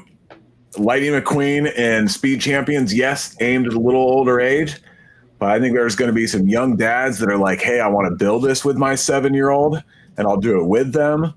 Some people want to display it. Some kids will want to play with it. Like, it's going to get played with. It's going to get displayed. Different age groups are going to build it. And I'm not worried about them doing another Lightning McQueen anytime soon, because there are 4 or 5 other great car characters in cars that would be awesome in Speed Champions. Like the what's that character's name? The King. Yeah, the Richard Petty car, but the 69 Dodge Daytona with the huge wing on the back. That car is freaking awesome in NASCAR history. Like, I want that in Speed Champions, and I hope they do 3 or 4 more cars characters in Speed Champions. They will. See, look at There's the no doubt. enthusiasm. I'm sold. Do you like Days of Thunder? Oh yeah, I love Days of Thunder. You know, and I apologize. Right? You got to give me 30 seconds off Lego. Are you familiar with how that movie killed the 80s action movies? Are you familiar with that? No, I'm not. You got to go down a rabbit hole on Okay. YouTube, because Top Gun before that cost $45 million. Days of Thunder, because all the production mayhem, cost $86 million. And at the end of the day, when it was all done, they said, we're never going to do a movie like that ever again. So, Weren't there rumblings of a Days of Thunder 2 or something coming up? God, I wish. I wish. I know Tom Cruise is nutty, but he's damn good actor. So both Top Guns. Oh, all right. So since we're going down the racing rabbit hole, did you guys see the promo that next season NASCAR is running a street course on Coronado Naval Air Station on the military base out in California? Anybody see that? I did not. Go watch the promo. It's like a Top Gun play. Seriously, go watch the promo. It is awesome. But they're doing it as they're tying in with the 250th, July 4th celebration, 250th year. And so the promo, though, is awesome. And they're talking about how, like, in the background of the camera shots, when they're coming around corners, they're going to have like an aircraft carrier and then jets over here. Like, it's going to be so freaking cool. I was The just reading thumbnails were about crazy. I was just reading about that bridge, the Coronado Bridge. Yeah. I'm sure for safety reasons they won't, race NASCARs over that at 200 No. miles an hour. But Yeah. I think that I bridge, agree, by the right? way, floats so that if it ever gets bombed, it doesn't block all the ships, because all the ships, other than the aircraft carriers, all the destroyers and cruisers and everything, and Naval Base San Diego, they're all on inside of that bridge. So if the bridge gets hit and it floats, the ships can just drive on through it, as opposed to creating a wreckage field. All right. You guys got me going with racing. Let's go. yeah. All right. So moving on from the shopping side of things, let's talk about selling a little bit. So David, did you say you're selling on Walmart now? I am pretty much exclusively on Walmart. A little bit on eBay here and there. Tiny bit on Marketplace. Walmart's All right. So Kevin, I guess I got to leave you out of this one. Yeah. You had your time. Yeah. So FBA, FBM, which way are you guys going? Who's doing the work for your shipping this year? For me? Yeah, I mean, so I guess it's not FBA, FBM, but whatever the Walmart. Yeah. equivalent is. I am nearly exclusively Walmart Fulfillment Services, WFS, which is, pardon my French, a shit show. However, it's still kind of the best way, and just for my compatibility with my lifestyle, I can't, be shipping out my own packages every single day. Yep. So it's FBA for me. I'd say 90% or better. Now, last Q4, I was kind of onboarding the Walmart FBA, so I did do a good amount of FBM. Probably did about 50-50 last Q4. It wasn't worth it. I would just stick with FBA personally. Okay. Not financial advice. Oh yeah, we don't give any of that. That is not a thing we do. No, I know. Yeah, I So- mean, always FBA WFS. Always. I mean, I have this written. I have notes on everything. Fulfillment fees are less than shipping yourself. You sell for a much better price because you get the buy box, and you get like so much more than people going to do an FBM. Your returns are cheaper doing it WFS or FBA, and you save money on your packing materials, and you save countless hours of time. Like the downsides are like Amazon or Walmart loses your inventory. If you're on Amazon, like you get reimbursed a very small percentage now. Walmart is a lot better, but it's so worth the risk in my eyes. Yeah, that was a huge shock to me also, that like, how is it possible that me shipping into the distribution center and then them shipping it is cheaper than if I went straight to customer? Logistically, that makes no sense, but Split I guess deals. they have the bulk deals with the carriers. Yeah. Yeah. It's crazy to ship like $100 set, whatever decent sized box is like $7. Yeah. I couldn't ship that Exactly. myself for $7. Pirate Yeah. ship, yeah. You know, And you avoid all the issues on Walmart of like lost after delivery and all that stuff that you'd be liable for shipping it Mhm. yourself. So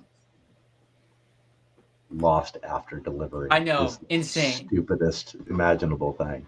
Mm-hmm. My God, so bad. All right, Jim, how about you? You were all FBM at one point. weren't you? That's all I am still. FBM or die. Yep. I haven't Yeah. done FBA over 10 years. Wow. Yeah, it's So you're boxing up everything on your own, huh? No, I'm not boxing it up, Well, but somebody's boxing it up. yeah. Yep. I know you got staff in your warehouses. And but yeah, and here's the deal. I mean, it's been a long time since I said this, so just in case anybody didn't hear, but you know, when I was doing FBM in my house, you know, there was a year it was rough where I'm, you know, up until 2 or 4 in the morning, right? Mhm. Boxing stuff up, and the deadline for registering for pickups online is 2 in the morning. So if you forget that because you're boxing stuff, you know, I had to take all that crap to the post office on my way to work with only a couple hours sleep. So that's why I was religiously like, from now on, you have everything boxed up in August, and then whenever Q4 hits, you just print out shipping labels, slap it on, and move on.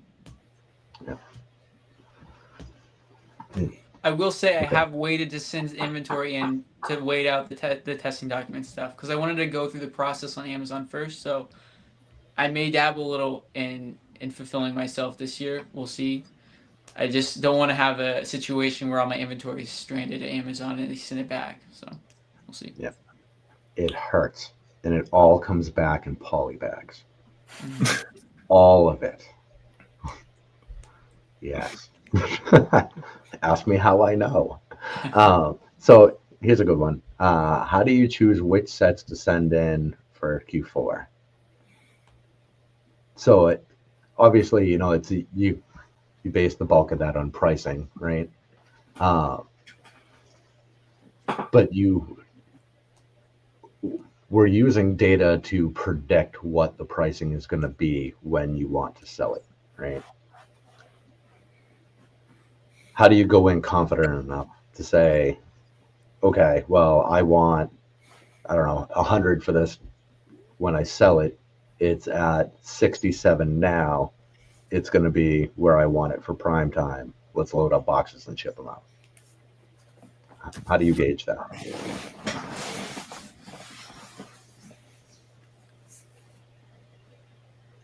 I Lot of thinking.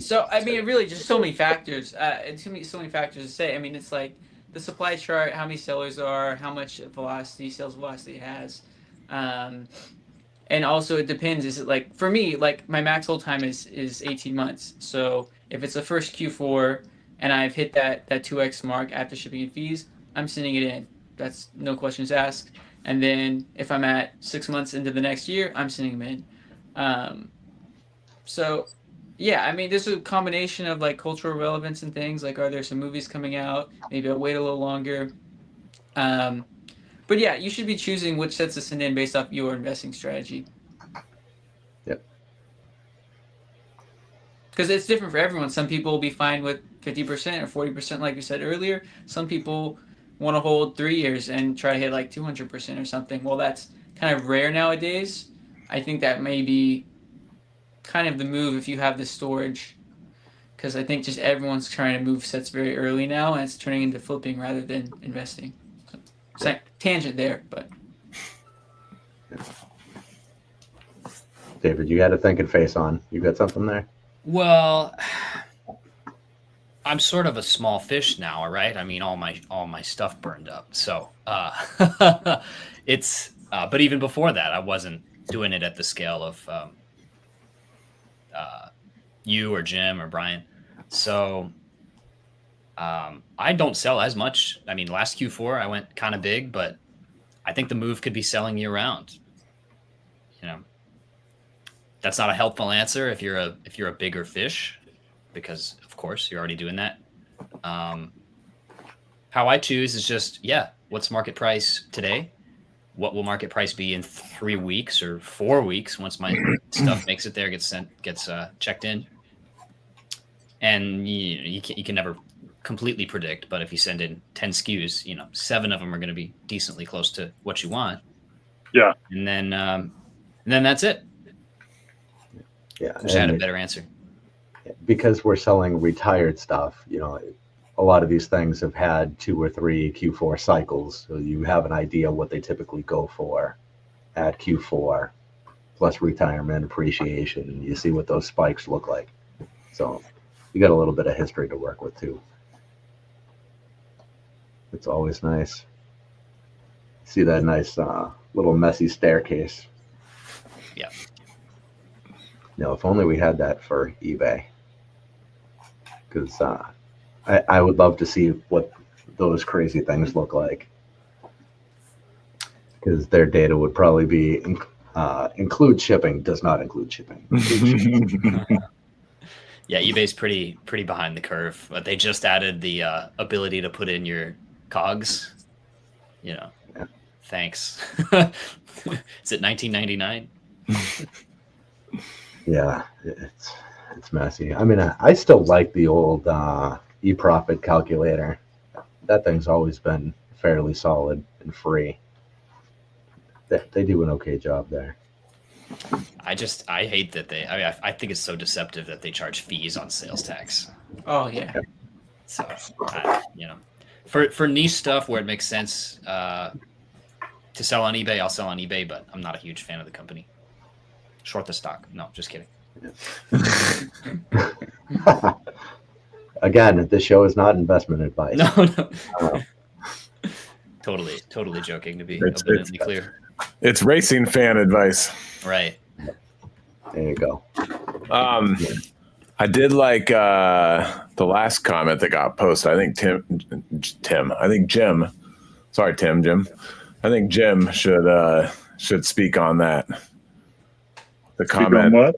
So the comment says, "So try my best to interpret data and price according to where I think it will be when it is at near peak in Christmas time." Because I've heard in previous videos, Jim's talked about how over the holidays, it's not necessarily the highest prices; it's the highest volumes, but it's not necessarily the highest prices. And actually, Brian, you've talked about you've done some analysis on that too.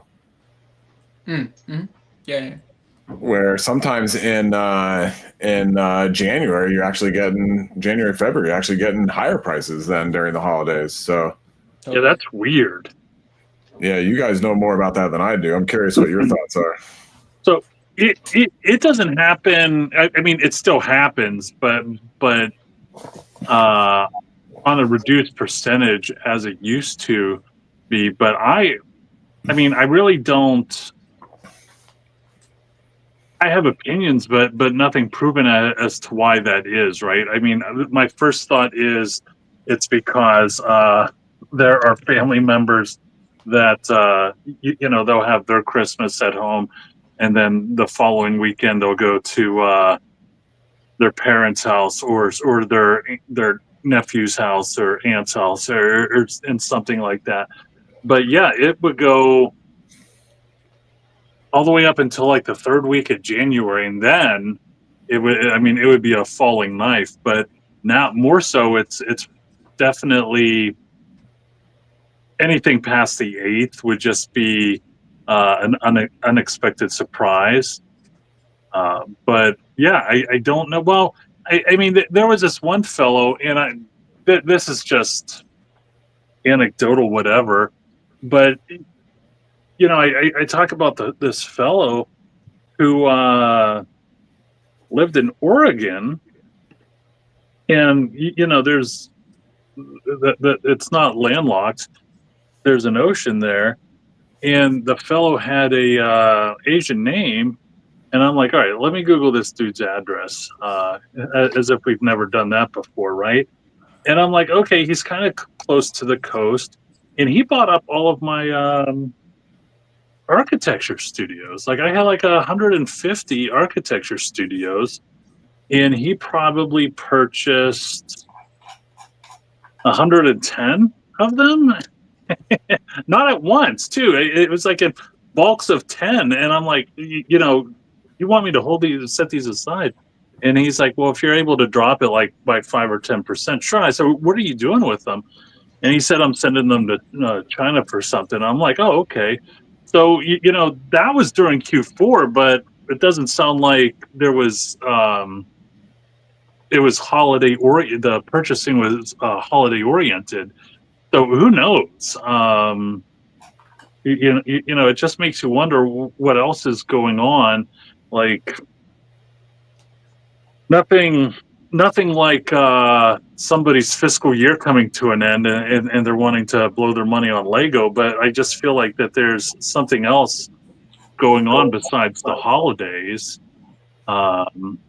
Because Hanukkah's over and Ramadan during that. Well, they really don't do gifts during Ramadan.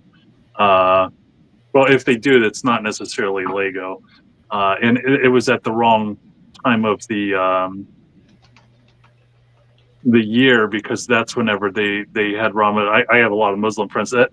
That's when they did it mostly in the summer. Now Ramadan next year is getting closer and closer to the winter. I think it might actually be overlapping the winter a little bit. So anyway, enough of that. But I don't know. There's always, I always saw some bumps to some small Lego sets. And when I say Lego sets, the like brick boxes during certain times of the year, like in the spring. And I'm thinking like, okay, is that like on a syllabus or something like that? Like, I don't know. Spring, like Easter baskets, maybe something like that. Maybe. Like each set is its own microeconomy, so it's just everything has different scales of supply and demand, so it's not all just gonna be uniform. It's Totally. Yeah, that's a really good question. I like that one. It's always fun watching the movie release schedule too.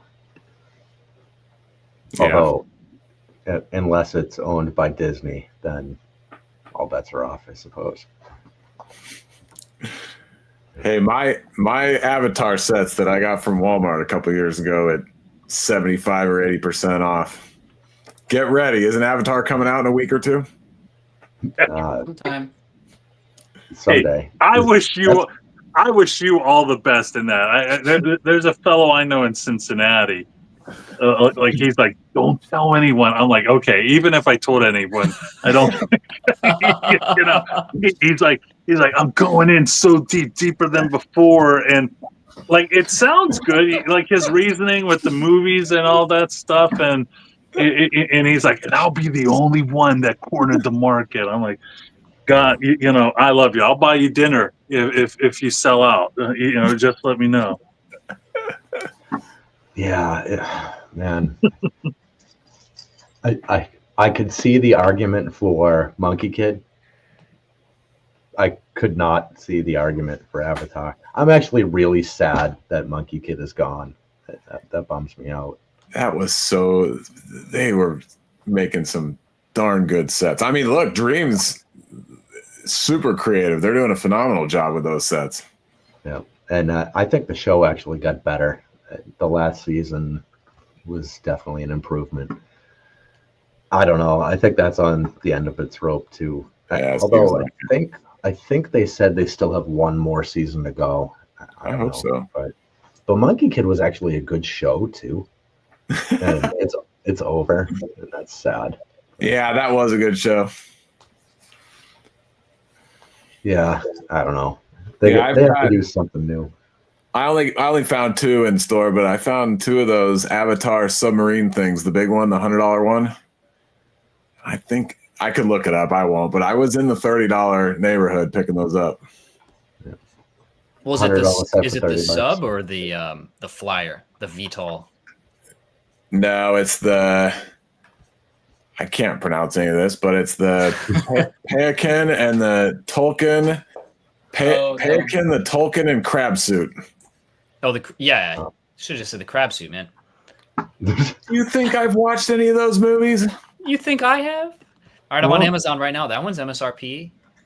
Yeah. All right, your submarine winner is just about MSRP. Yeah. Right? I think there was we made a bet on that one, Kevin. So you can buy me dinner. That's fine. And the small set's not doing so well, but no, the small ones are junk. Yeah. I think some are still in stock from Barnes and Noble. That's cold. Ryan, I want you at my wedding in the back saying something. It's still in stock at Barnes and Noble. That's your get out of wedding free card. Yep. You said your wedding's going to be on one of these Brick Dynasty live shows, right? Ooh, exclusive. Yeah. Awesome. I'll host. Yeah, we're gonna do a. Oh man, now I'm shoulder deep in this. We're gonna do a whatnot stream. No. Awesome. I love it.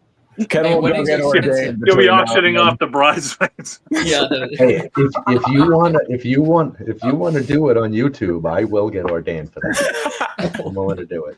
That'll be my gift to you. We'll stream it. It'll be great. I'll get my referee jersey back. Oh, all right. Where are we here? Okay, so another one we touched on briefly earlier. Investments and quick flips. Now, obviously, we're here. This is an investment show. Given the opportunity, the right deal, you guys good to churn and burn. You find the right thing. Come Q4, you can get it out the door right away. Or would you not even consider it? Oh, I would. Oh, last year, I was selling Wolverine Claw. And that went out of stock a little early, but not that early, right? I could look back at the dates. I was selling that right around Christmas and had bought it, I think, the month before. So I had a lot of sets that I sold last Q4 with like a 1, 2, or 3 month hold time, which I'm all for. Beautiful. Yeah. How'd you sell those locally? Amazon? I mean, Walmart? Mostly Walmart, Okay. A handful locally. Yep. Yeah, it's nice when you can get them all quick if you're right there on them. Mm-hmm. What I like about the quick flips, so, I get the comments every now and then. What's that word when you're scalping, scalper, and you didn't save any for the kids, and, It's such a misnomer. And you guys, I know, and you guys know me. I like to respond to every one of those every now and then. My favorite one was when a guy. More savage lately. I've seen some of those. I know. I'm just like, the hell with it. But I had one maybe a year ago where the guy was going back and forth, and I was like telling him, dude, you're not bringing any facts to the argument. It's just all emotion. And he's like, well, then why do you keep responding to me? And I said, because the more comments, it helps the algorithm. And 30 minutes later, the whole comment, set was deleted by him. He just dropped the whole thing, But I enjoyed the fact that I was able to tell him that ultimately I was just saying whatever would get him to reply back to me so that we could go back and forth 20 times. Yeah. But either way, Monetize the hate. yeah. So, I mean, I think I probably made like an extra $3 on that video. So it was really worth it. Nice. But I had fun.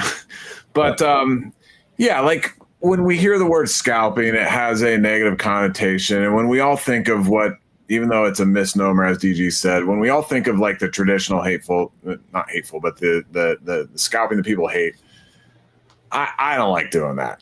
Right? Like, I don't have any problem with people doing it. It's not illegal. We're a land of laws, follow the laws, right? I have no issue with that, but I don't personally like doing it. But I do like doing quick flips because more often than not, and we talked about it earlier as a couple examples, more often than not, the quick flip, in order to do it, you're selling below MSRP. And so, it's because we source them at very low. We just, we're good. We got a community. We find ways to get on top of these sales really quick. And so when I do those, it's not often, but occasionally, and I'm selling a lot on Marketplace locally, so I'm meeting people face to face. More often than not, actually not more often than not, every single time, the people I've met have been wonderful. I've been invited over for dinner a couple of times. I've been, people friending me. A couple of people are like, wait a minute, you're on YouTube. A couple of people's, kids of family friends that didn't realize, and they message out to me. And like everybody's like, oh, thanks a lot. I'm really excited to get this set because, yeah, I'm making a quick return on it. But like we were saying earlier, they're getting a good deal on it too, compared to retail. Yeah, I love that. And it's just it's so fundamentally different than what people were doing with PS5s and COVID. Yeah. Like a new hot thing comes out. I'm not even considering it for the first 12, 24 depending on shelf life. Like, I'm not the reason Timmy can't find a set in month 2 because I'm buying in month 23 of 24. Yeah. They've had such a fundamental difference to figure it out. Yes. Right. But people, like, I get it. It's the internet. Yeah, people are angry. they just want to target. But you're right. Like, if you really confront them on this, like, oh, well, what I'm doing is fundamentally different. Have you thought about that? Like, it's not a good faith. Like, nobody wants to change their mind. So I'm not going to lose any sleep over it. Yeah. And you could also say, well, listen, if you don't buy it from me, just wait 3 months and Amazon will miraculously have it back in stock for 30%. That's right. You'll be fine. Oh, man. Sons of bitches. Sons of bitches. Yeah. I tell you, if I go and I buy 100 of that lighthouse and then somehow I see that still listed in June, I'm going to set myself on fire. That lighthouse is it is possible, but it's a pretty freaking awesome set, isn't it? Yeah. I'm gonna change my tune on lighthouse. I made an uninformed opinion. Before I looked at supply and demand, and I'm looking at that now. So I'm used to it on our podcast. Don't worry. Yeah, that's not one that's going to be remade or any time and any reasonable amount of time. I think that stays there. Well, and if they do remake something like it, it's going to be another lighthouse with another color, another design, maybe like a nice classic brick one or something. Like, I would love for them to make another lighthouse. I would build them both and put them next to each other. Yeah. Well, same thing with, you talk about like the Daily Bugle. The appeal there to me, the minifigures are great. It's a great set in general, whatever. The appeal there is that we're not going to get a skyscraper anytime soon of any reasonable scale. You see all these city builders out there. They either need to, mock them together or whatever term you want to use there, or they could buy the Daily Bugle and just take some decals off, put the minifigs on eBay, and then they get an awesome skyscraper out of the deal. You're not going to see a Lego City skyscraper of that quality. That's not going to happen. So I think people will pay up for it. And if they did, it would be like the city train station, where people are like, "That's the train station." Yeah. The train station. That's the one that's got the like the wrecking ball attached to it and all of that too. Is that the one you're talking about? I think it's a recent. It's a 25 release. Yeah. Yeah. Yeah, that has far too much going on.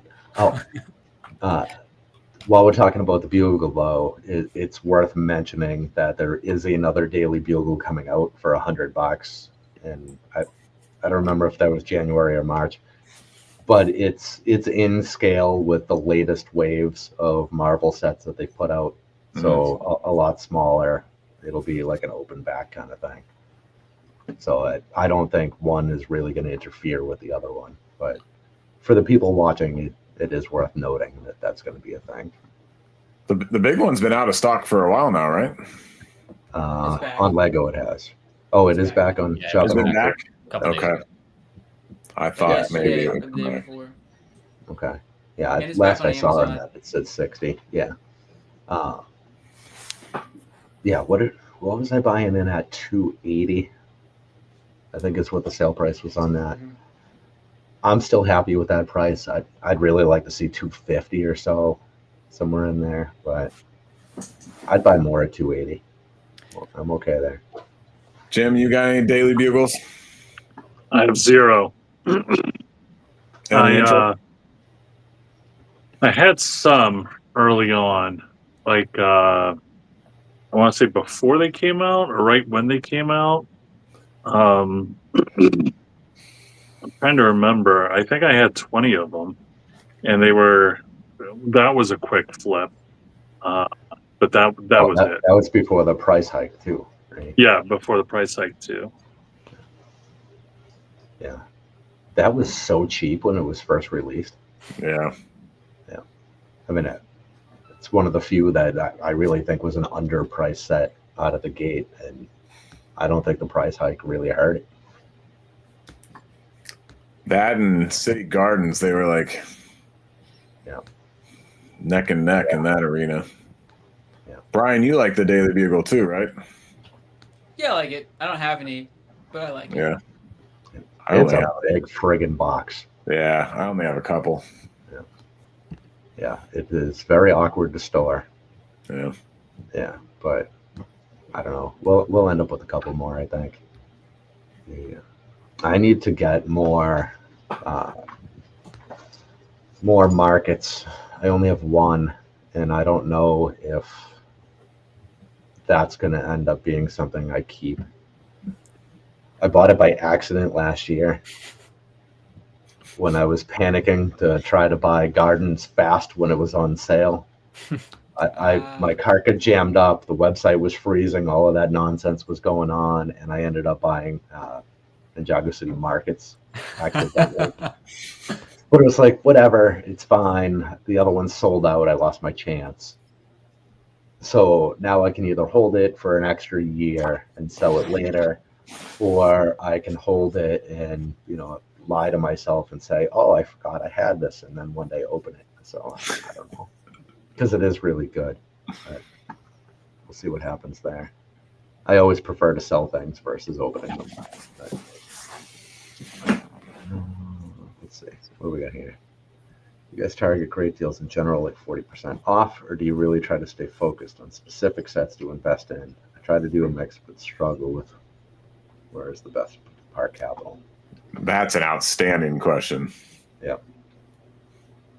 And that is why he has done so well for himself. He's a, what's the term you'd use? Let's call him a power user in the Brick Dynasty world. He is awesome. And good. Yeah, good work. Yeah. That says lazy sellers don't ask questions this good, right? Yeah, yep. Yeah, he's asked a few many great questions. Yeah. I like to have a list of targets, and then when you see the right price, kind of vary a little here and there. You got to give yourself an allowance. But I think you guys are all pretty much in that same spot, right? I'm probably the only anti-hit list person. I just research every set, I rank them in tiers, and then I go off by price, purely by price. But you do that ahead of time for the whole spread? Yeah. Oh yeah, twice a year. Okay, so you already know what you're setting your sights on. So your hit list of sorts is based on the criteria that you've set, right? Yeah, and so if I see like 60% off on a set that's in my mid tier, I'm gonna get it, rather than 20% off on a set in my high tier. Okay. So I'm actually very similar, but not as technically advanced as Brian. But yes, ultimately, price drives my final decision making over the hit list. I've got a good idea, but occasionally, like recently, the end of July, when Walmart had all those in-store clearance, some sets I'm like, 60, 65% off. I'm here buying other sets that I know are good pickups. I might as well grab these while I'm here, even if they don't make much. Like I already did the work to get there. It's not much more work to have them and sell them off. So yeah, price is my number one driver. And one thing to point out is, and I know DG has some similarities but differences, but both DG, and I imagine this is true of all of us, but both DG and Brian are really good at all the analytical stuff. Like they both have, in my eyes, a much better memory than I do. They research this stuff and they become an encyclopedia, and I just can't do that to that level of. And so if you can pull that off like those two guys can, it's really an advantage. Well, thank you. Can't That's remember compliments it all. to Brian. I sort of feel like this year I kind of took a back seat just because I didn't have a lot of cash flow. Yeah. So now I'm kind of playing catch up. Like, I'm not saying Brian has unlimited time or anything, but if I had time to do that, that seems like the best way to do it. It's just a matter of finding the time and staying so up to date. Q4 moves so fast. Yeah. Well, DG, you lost when it's one of your biggest hobbies as well. What is? It helps when it's one of your biggest hobbies as well. So you just spend all your time doing it. So. Yeah. But do you ever find, Brian, that your tier ranking and your acceptable threshold is out of date? Yes. Oh, yes. Before I buy things, I still will check Keepa. Okay. So it's like what's your final gate before you spend $1,000 on a SKU you weren't expecting to add? Is it the Keepa chart? Yeah. Glance. Keepa, yeah. Because most of the data that I have on like unique minifigures and sales from other retailers, all that kind of stuff is the same. But last minute, if there was like a big sale for a long time online, that'll change things. And so, yeah, I find myself frequently kind of out of the loop. Maybe I just need to plug in a little bit more, but not knowing what prices were available on certain sets. And of course, if you don't get the bottom price, I'd rather just not play in that SKU for the most part. Why are you not using the Brick Dynasty app that tells you all of the prices that we've seen? I'm running 3 businesses, taking night school, trying to have a life. Yes, but it's free, and the information's right there. Oh, this is the free one, not the paid one. Oh yeah, the free I thought one. I thought you meant the Walmart clearance. No. So inside the Brick Dynasty app, you can actually go and look at the price history of a set, and you can see what it's been on sale for. People have been finding it on clearance and whatnot. We're weeding through it because some of the stuff we get a lot of updates. So you'll see 75 reports in a row of $55, and then you'll get to one to be like 17, and you'll see that 30 people found it for $17 in a 3-week span, that kind of thing. But yeah, there's a lot of information.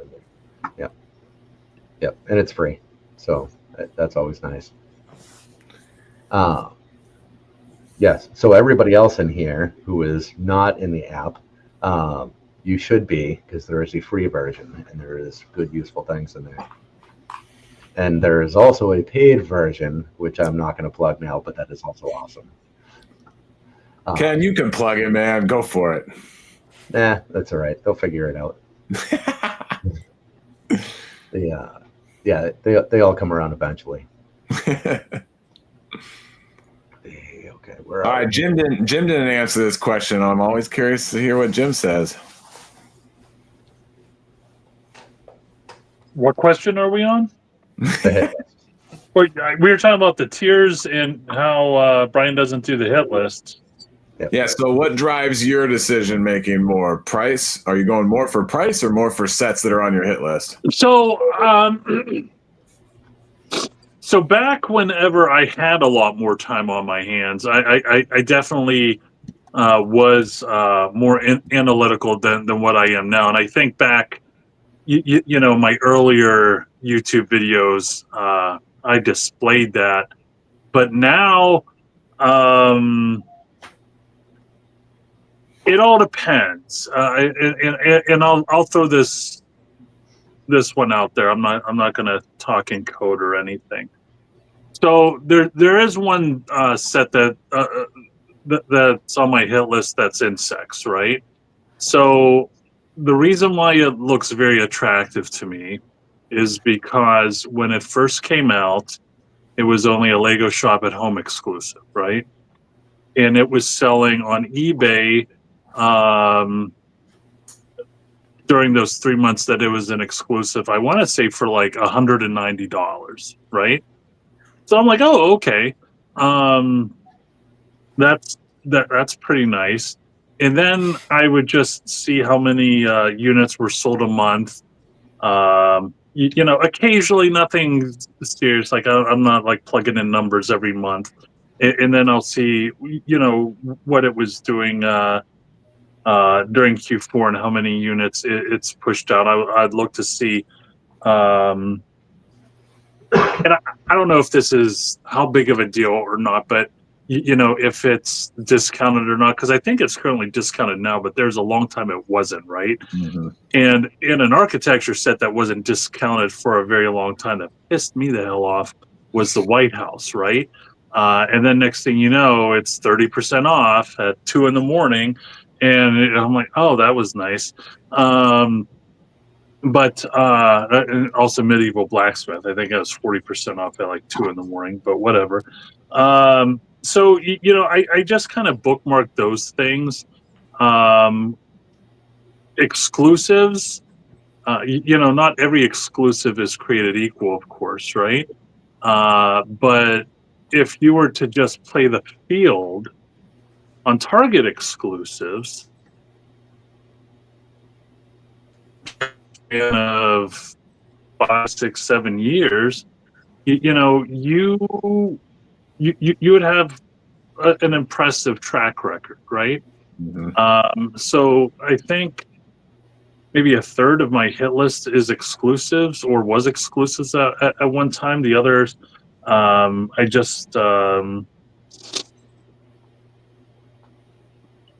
look at past sales. Like there's a city set right now that I don't know about right now, but like 2.5 months ago in the middle of the summertime was selling on eBay above MSRP, and it wasn't sold out.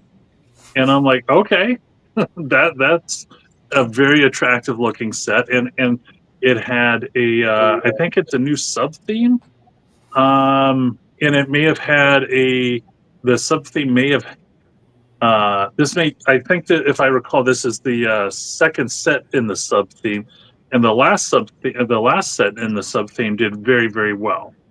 So I'm like, okay, let's take a look at those too. So that's probably about 60% of what I do whenever I look at it.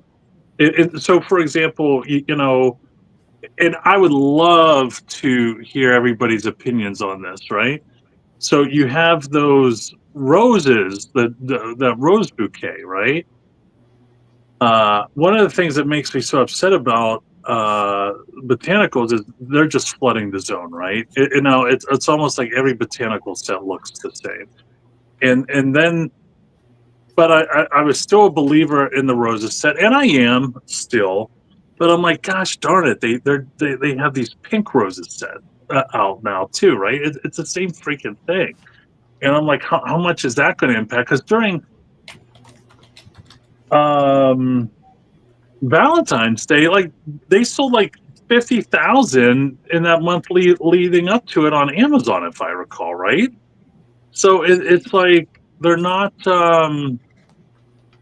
like people are still going to want this, right? But I'm like, okay, because there's the pink roses now. Like I don't know.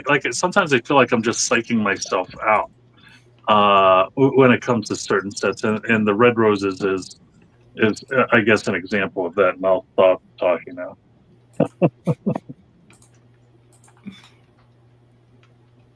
On the question in the chat about if we're picking up Insect Collection at 20% off, absolutely not. Even if a set that I there's probably like 60 sets that are in my highest tier, I'm not going to pick up half of them. I'm only going to pick them up if I see them at the right price. I think that's the safe bet. I always think like I'm looking for asymmetric risk reward, right? And 20% off, I might get lucky. Batcave never went, right? Shadowbox never went on, I think, any kind of discount. Best we saw was 3x points on that, if I'm not mistaken. Like 20%, even if I love the set, even if it has everything going, I'm hesitant. I certainly wouldn't go in deep and build the entire position at 20% off. Absolutely not. Yeah, I mean, I think all of us encounter that where we have a couple sets that just land right under the target. Mm-hmm. And we never end up buying them because the pricing just doesn't work. Mm-hmm. And occasionally a couple of those you look at later on and it's like, man, I could have got those at 20% and I would have done fine. But you don't know. And there's other opportunities out there. And with, whatever it is, 300 and something sets retiring, you have other options. Don't force yourself into something just because you feel like you have to. I mean, Exactly. You're not drunk on your first date or something. Right? Yeah, I'm careful not to slip into that kind of thinking because it can bite. It can bite me. Yep. Yeah, I mean, I could think of a few in the past that I was just on top of them. Few, I don't know, maybe a couple, but it's like, all right, this is right there, and everything's going to be great. And there's 3 weeks left in the year. I got to get it before it's gone. You buy it 20% off, and then it's like, oh, surprise! Christmas is over, and we're going to have these in infinite supply on clearance now. It's like, oh, because that infinite supply is everywhere other than in my neighborhood, and so I can't even average down. Cool. Yeah, that's an interesting topic entirely. We could probably do a whole show on averaging down. If your first little bite doesn't look good, I feel like with Lego investing, it's probably best to just not average down. Yeah, I mean, if you average down a couple percentage points, sure, but if you bite at 20% and then it goes to 30 or 40. Depending on how deep your original 20% off was. There are some sets that I will start getting a position in at 20%, knowing as much as we know anything, that 40 is going to be around the corner, and I'm going to average down, knowing I'm not going to be able to get the quantity I want at 40%. And where 30 is kind of where I'm comfortable at anyway. There are times where that happens. It's not frequent. I mean, it's not every day those kind of things happen. And with Lego exclusives, some of those I'll play the game a little bit. It's factoring in the GWPs and all the rest of that nonsense. Figuring if I get an okay enough deal. Going through those methods, if it does go on sale late in the year, then you can fiddle around a little bit. I don't stress about that too much. I do hear what DG is saying, though. Well, and I also hear, I forget who that was, Jim or Ken. It was, I think Ken. So, like, if you have a game plan where you're going to dollar cost average down, then okay, that's a game plan. Yep. But if it's like, well, I thought I got these at a good price, and now I'm worried about that. I equate that to chasing a river card in poker, and more often than not, it'll cost you hard. And it's like, well, if I really want to throw good money at at what's ultimately looking like a bad investment. So I'm careful with those. Sometimes you just got to take your medicine. Yeah. Unless it's Minecraft training grounds. Those POSs, man, go after them. Pink and purple and nothing nice. Brutal.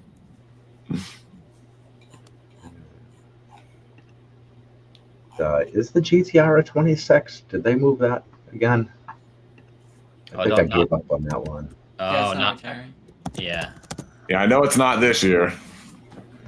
Oh, well, so Brick Tap currently has it as July 26, which would be very unusual for Speed Champs. That actually would be. Yeah, it will, but that'd be kind of cool, actually. Yeah, I forget. What is there, like 70 sets that are slated for July now? Which No is way. ridiculous. I'm with Brian, yeah. No way, yeah. It's just a holding ground. Yep. Talking about that, I didn't look yet, but I was watching a video today talking about how, and it might have been over in Europe and not here in the US, but a bunch of sets on Lego.com got marked as retiring soon. Did anybody see that? Is that here in the US or somewhere else? That's here, yeah. All right, so that's good. So that's and it sounded like it was a long list. So that's giving us some, as I think it was Ken predicted, this year the retirement list would not take the bloodbath like last year did.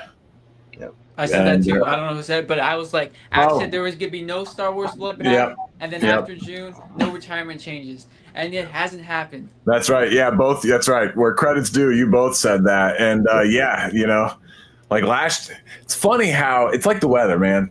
You take the average, pretty good. But the problem is, it's never actually the average that you experience. Last year was a bloodbath. This year we're all, on pins and needles, and it's basically nothing. It's like, come on, just average it out for us. Two just, reasonably average years when it comes to changes would have been fine. But I'm curious about that Ghost and Phantom 2 that took a hit last year. Might be something to look at this year. Man, I didn't this even know actually that. feels pretty good. Yeah, I didn't even know that Ghost was on for 26. I know it got pushed last year. Yep. All right, here it is.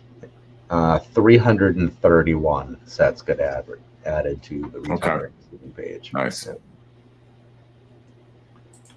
And that's in US? Yep. Oh, nice. Okay. No, yeah, it's right here on the Brick Dynasty blog. How about that? Dude. Brick Dynasty, one-stop shopping. Oh yeah. It's this is another one I have to give credit to Derek for. I contribute nothing to this blog. I give them all of the credit.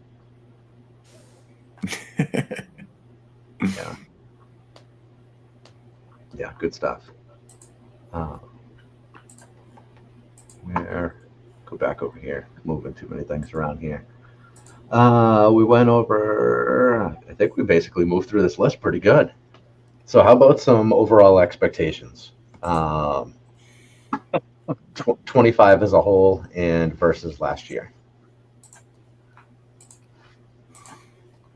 Jim, you want to start on this one? Embrace the suck. That's what embrace the suck. I'm very much looking forward to hopefully cashing out of all my New York City Skylines Q4 next year. That's the thing. If you're like, Jim, what are you looking forward to in the next 15 months? That's it. So I said in my VIP video that this will probably be in my top 5. I definitely don't see this being in the top 2, maybe not even top 3. So this will probably be my 4th or 5th best Q4, and just hope for the best. You got a pallet of those New York Skylines? How heavy What's are that? You got a pallet, the New York Skylines? How heavy? I might as well. So I could bring this name up. I've had those New York Skylines since before Shane and I started Brick Bucks, because he and I would talk, and he's like, and I for the life of me I can't remember the name of the online store, and I reused all their boxes. It was that website that was like purple, and it was like a subsidiary of Walmart, I think. And he's like, if you have this app, and if you have Verizon and something else, if you shake your left leg, you'll get like 20% off, and then you'll be credited another 10% for something towards your next purchase. And I was like, all right. So I just kept on going in and in and in. And that was before we even launched BrickBucks. So I've had it that long.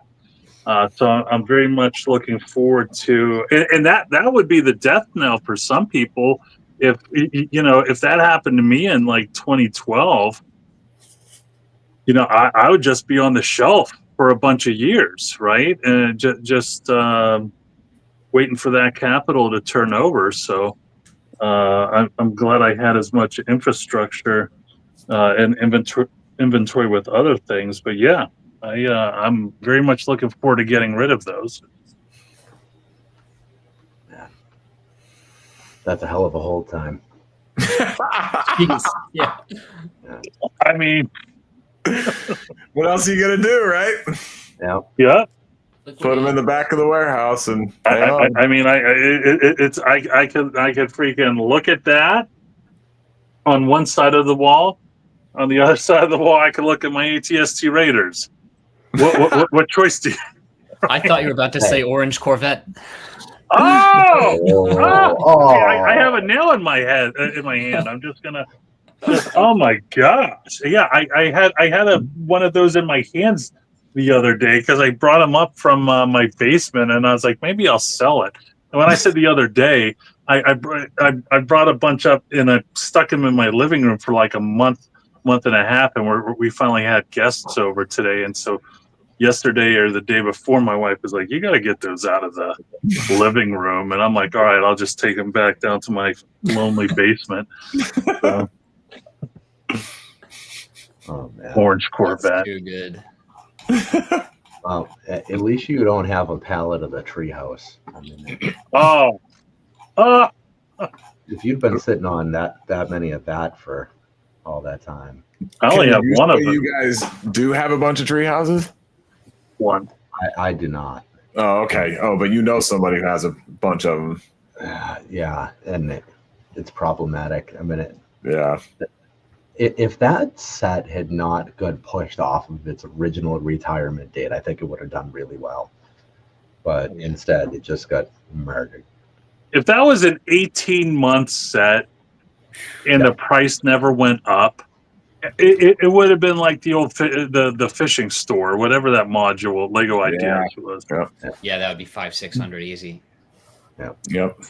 It was a really nice set. I mean, everything about it was great, except it just never went away. It was selling so good for Lego. Yeah. I mean, and I don't fault them for extending it if it made sense for them, but it's a little annoying for people like us who are trying to, make more money than them, which is not a thing, but it's all right. What is that? I am losing my pictures here. All right, so keep going over here. Brian, what are your thoughts? 25? I think it's going to be about the same as 24. I feel like the narrative is that like this past year has been really bad for Lego investing, but for me it's one of the best years. And I feel like the narrative with Lego investing is always like a year to 2 years behind. Because like it was bad in 2022 and 2023, but people weren't talking about it as much. People weren't focusing on discounts as much, and now they're just now realizing, oh, all of these sets I can't sell, and so that's kind of how the narrative is. So I think 24, 25 going to be awesome. And then maybe 26, we start to see a little turn in sentiment. A lot more people are talking about how much money they made over the past 2 years. And then they're like, oh, Lego investing is amazing again. and then we're gonna get a lot more people, and then maybe those are some down years when people are saying it's amazing. That's maybe a future prediction, but I think 25 is gonna be awesome. Kevin, what do you think? Yeah, I like a lot of what both Jim and Brian have said so far. Because of the sine wave that this activity, business, rabbit hole brings us, I don't get sucked in on, well, this 1 year was no good, so now that, that's what the future is going to be, right? Because I think you have some real potential to miss out if that's the attitude. So I look at it as, hey, an up year and a down year, what do they average out to? So I'm looking at not such narrow points in time, but taking my thoughts beyond just the Lego market and looking more at the global markets across the board, overall expectations for 25, not necessarily verse 24, but overall expectations for 25, expect the unexpected. And, we outside of Lego stuff, the history books are being written day by day at this point. I mean, they're, politics, government. I mean, stuff is hilarious in so many ways. It's so wacky. If you're not laughing, you're crying about it. And so I'm definitely expecting the unexpected, which means for me, I'm not putting myself. I'm still investing in sets, but I'm not putting myself in any type of risk exposure that if we do have a hard year or two, that I am, in trouble, in some way, right? So I'm going to ride the good and the bad. I'm going to enjoy it while it happens, and grin and bear when if we have some challenging times. And look, maybe they don't come, or maybe later this year, things change and people are not buying Lego because they just don't have the discretionary funds to do it, for a period of time. But, and I know we've all talked about this in videos at some point or another, economic downturns have been periods of opportunity. If you've got the funds and you're willing to hold on to sets for a little while, there are some sets or waves of sets that came out during down years, economic down years, that are doing really well right now because supply is lower on them. Yeah. David, what do you got? I want to piggyback Kevin. First of all, I mostly agree. When the sentiment is horrible, that's when you want to buy, right? Yeah. And it's hard to have cash at that time because everyone's portfolios have been cut in half. Yep. But yeah, stay away from the shiny object. I think recent history, to talk about more world markets, like stock market, economy, we've had historically low interest rates until 2022 or 23, whenever they raised the rates, for 15 years. Mm-hmm. 1 to 0% interest. Historically very unusual. So people rates have gone up. Well, now they're cutting again, and worldwide, central banks around the world are cutting. But basically, free money's been cheap for a long time, and that may not continue to be the case. So the free money era of the past it may be on its way out. We may have another couple years to go. Who's to say? I'm not a fortune teller. Kevin said it's a sine wave, right? All markets go up. All markets do eventually, right? It corrects itself. When we get a recession, a stock market correction, and Lego investors start, fleeing for the hills, that would be the time to buy, because that would be when your retailers we're gonna see better sales than ever before. So not a fortune teller. I can't tell you if that'll happen this year, next year, 27 or 2037. In the meantime, I think just stick to the fundamentals, stick to the data, the analytics that you can get on the Brick Dynasty app, and from Brian, and from everyone on this call. Yes, for sure. Yeah, it's a lot of noise. Buy low, sell high. That's really it. Yep. Yep. And for Amazon, in a lot of ways, did us all a favor, right? because I mean, as much as that whole situation sucked, and I certainly felt it myself. It weeded out a lot of people, and took them out of the game entirely because they couldn't take the easy path and just sell everything on Amazon. So they opted to not sell at all, and that opens a lot of doors for us. It's with less supply on the aftermarket. I mean, that's only going to help us in the scheme of things. So, and I don't have this channel because I'm trying to get more people to start investing. We do this to make current investors better, because better investors benefit other better investors, right? It's sloppy sellers don't help any of us. And more doesn't necessarily help either, right? So let's make everybody awesome, and we'll all have a great time and make a lot of money, and not interfere with the people who are trying to buy on day one, which I will also say too. Let them have their fun. Although I know I'm not the only one on this call that's coming for that Ensign Row. Because For the what?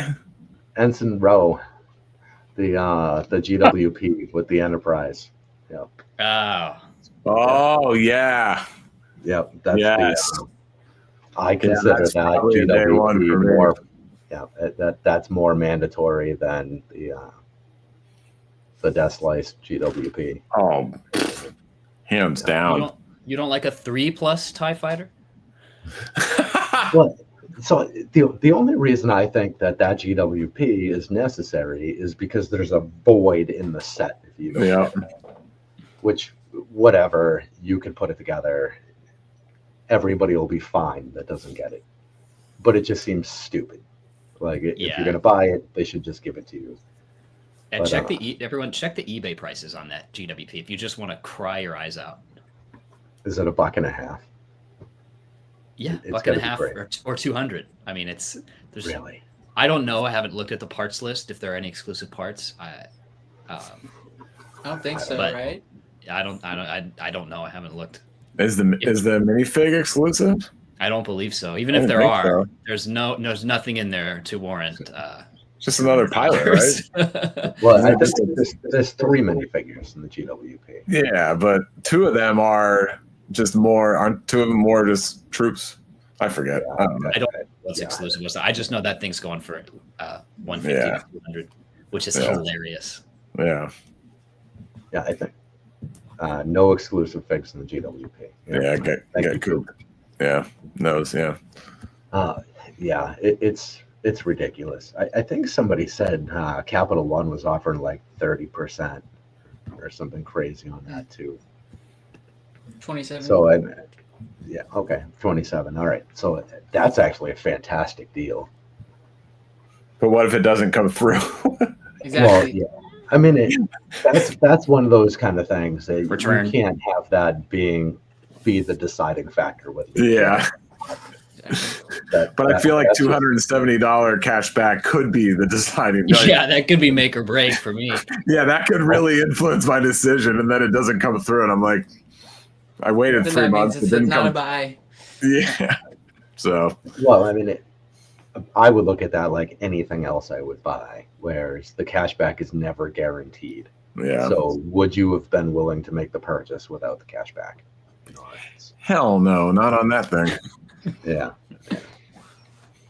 Yeah, I mean, whatever. I'm happy for the people that are happy. It's. Yeah. I don't have the space for it anyway. I was never in the market for it. I do still have it rolling around in the back of my head that if you could hang it from a wall, maybe it would be more of a consideration.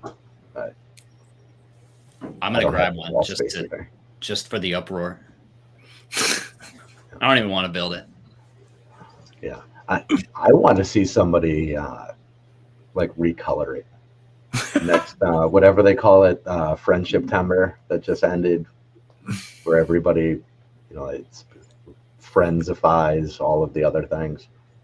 Yep, I want to see it in the neon colors and all the pastels. That'll be fun. That'd be a lot of work. Have you seen those like people do the UCS Falcon? out of the bin, Yep. rainbow. Yeah. Yep. Yeah, that's a lot of fun. I would never take a project that intense. That's a lot of work. A lot of work. There's a whole Reddit on those.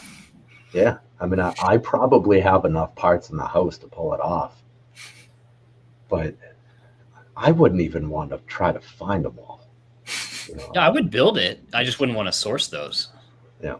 Well, that's the issue, is just getting the parts list together. If it was all divided out and it was pre-bagged, cool. I mean, I would love to build the UCS Falcon, but I want it bagged, and I want to be able to just go through the directions and build the friggin' thing. I don't want to pull my drawers one at a time and pluck pieces out to do it. Oh no, yeah, like agony. I'm thinking, I don't know what the parts lot is, but like I'm thinking 100 yogurt containers in front of me, each with the whatever. Yeah. What are they? These things.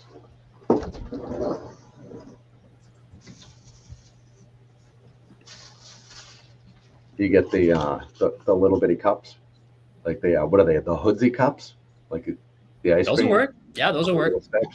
I myself, I prefer a greasy, like rectangular Chinese takeout leftover thing. Like these. Exactly like those. Yeah. Yep. Yeah, those are actually kind of greasy. Not from No, food. but they're great, right? It holds a lot. children. You can get your hand in there. Yeah, it's just really difficult if you happen to fill them with black parts. It's fairly awful to distinguish what's what. That complicates things. They're so cheap though, which is really nice. And they don't break very often.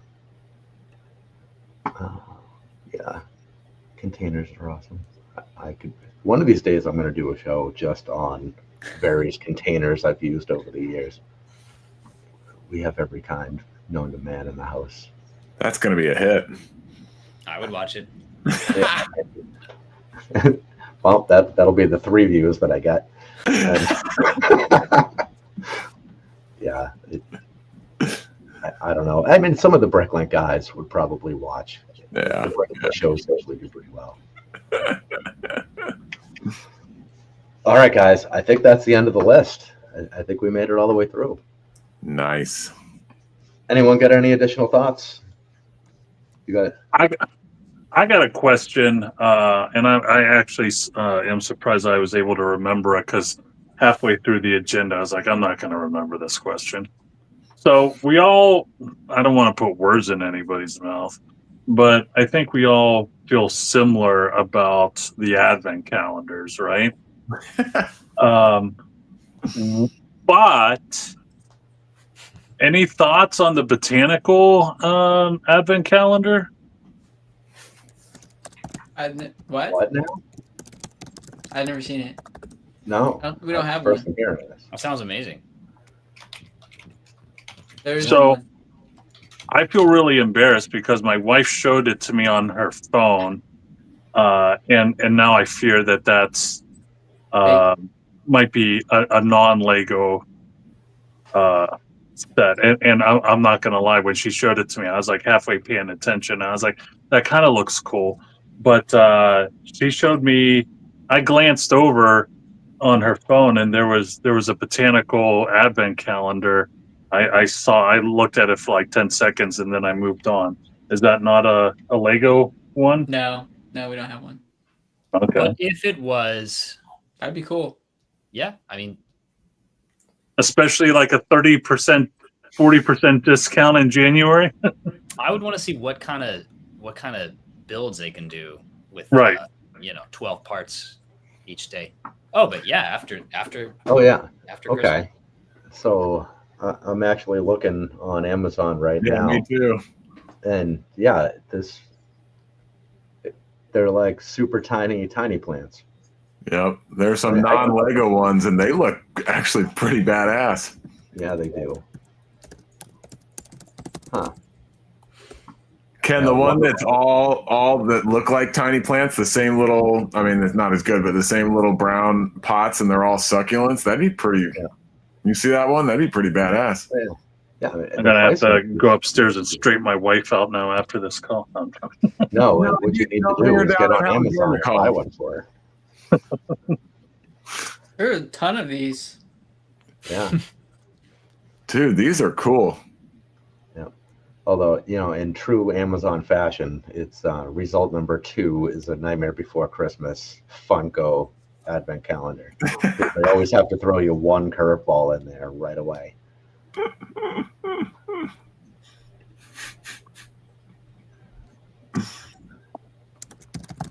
I'm just going to assume that where is that? No sales rank. And there it is. Okay, it is a sponsored post. Okay, that makes more sense. All right, sorry for wasting everyone's time. No, these are actually cool. So who knows? Maybe it'll happen. We got a Minecraft Advent Calendar this year. Yeah, it's kind of cool. I actually really like that they did that. Minecraft is not dead as a theme. That's going to keep on kicking. Yeah, it is. Yeah, movie changed it all. Yeah, And I'd love to see Lego's internal metrics. Why can't I think of the word profitability for Advent calendars? Yeah, it's going on sale in the first week this year. Yeah, I noticed that. Yeah, that was crazy. I mean, I don't know what their cost of production is on those, but I'm envious, whatever it is. Yeah, there's nothing in that box. Right? Yeah. Oh, it's light to ship. I mean, probably they, labor and storage, but yeah. Yeah. Yeah, they're light. They're small. I don't know what the part count is on those. I've never cared enough to look, but it's tiny. It's like 200 to 300 usually. Yeah. And they're all tiny parts. Yeah. Never any prints, right, on those? Yeah. Maybe some torsos, like some. Yeah, they're exclusives. Things. Yeah. You'll get some decent torsos in there. Whatever. I think if we had leg printing in those, I feel like we have at some point, or at least dual molded legs showing up at some point. But whatever. I mean, it's 220 parts for $45 is crazy. Yeah. And a whole bunch of side builds that you can lose in a bucket after the first 2 days. Yeah. That's great.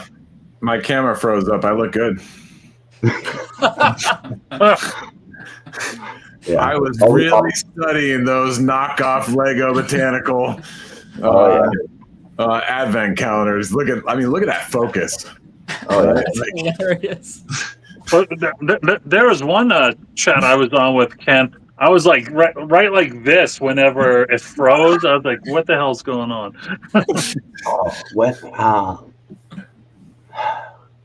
That's right. Transfixed on Lego. Yep. Jim, I think it was last year. I want to say it was around one of the holidays, Thanksgiving maybe. You did an impromptu live stream. And I think, I don't know if you were like mid sneeze or what happened when the stream cut out on you. I think I still have a screenshot from that somewhere. Because it froze and I was just like, that's because it's that's right. And that was YouTube's fault because eventually everybody's laptop turns to shit, right? But I made sure, I was like, what is going on? That was a YouTube thing, not me. And I was like, and I'm on the other side, like, what the hell is going on? And I'm looking at my screen, and I'm like, I so don't want that picture of me up right now. But yeah, and then I just came back after like 5 minutes. I just got rid of it. Yeah. I remember where I was because you know what? I think that was right about Thanksgiving, Black Friday, somewhere in there maybe. I was at my in-laws' house. And I was in the closet inside the bathroom because they have a walk-in closet inside the bathroom. Sounds like a great place for Lego sets. Yeah. So I was in there with my portable folding table and my laptop because either that night or the next night, Saunders and I had a midnight stream scheduled. because why not stream from a bathroom closet in the middle of the woods, you know? But yeah, that was an interesting weekend. But the highlight of the weekend was Jim's frozen face, and I love that. Yeah. It gives you hope when you are the newbie that, you know, things happen to the legends too. So That's right. That's right. yeah, that was like our second or third stream ever was that night. So yeah, that was a good one. Well, you can meme the crap out of my frozen face there. How about it? Yeah. Oh yeah, that's nobody has ever frozen in a good pose. It's not a thing. It cannot happen. I don't think it's possible. And you've seen some of the memes of Beyonce on stage with like 6 chins and things like that. Yeah, pause is a bad thing. All right, folks. Anybody else got anything you want to end with? No. All right. Great stream. Thanks. So everyone in chat, I'm going to assume that you've already subscribed to everybody's channel here. If you have not, everybody is linked in the show description. Go do that. These guys put out great content, so you should just definitely check it all out. If you have not subscribed to this channel, I'm a little disappointed. It would be cool if you went and did that, because, you know, you're here. It's very easy to do the buttons like right there. Like this too would be awesome. We are 5 away now, I think, from 500 subs. It'd be amazing to get there. We would love that. Next week on the show is Life Bricks, and that's going to be awesome. We're going to have a great time. I'm taking the following day off because, you know, Tyler operates on Tyler time, and that's going to be awesome. So we'll see what happens there. You guys are all awesome. Thank you guys for joining me tonight for round 2. It is a pleasure. I love hanging out with you guys. Until next time, good night, everyone. Thanks for coming and hanging out. Good night.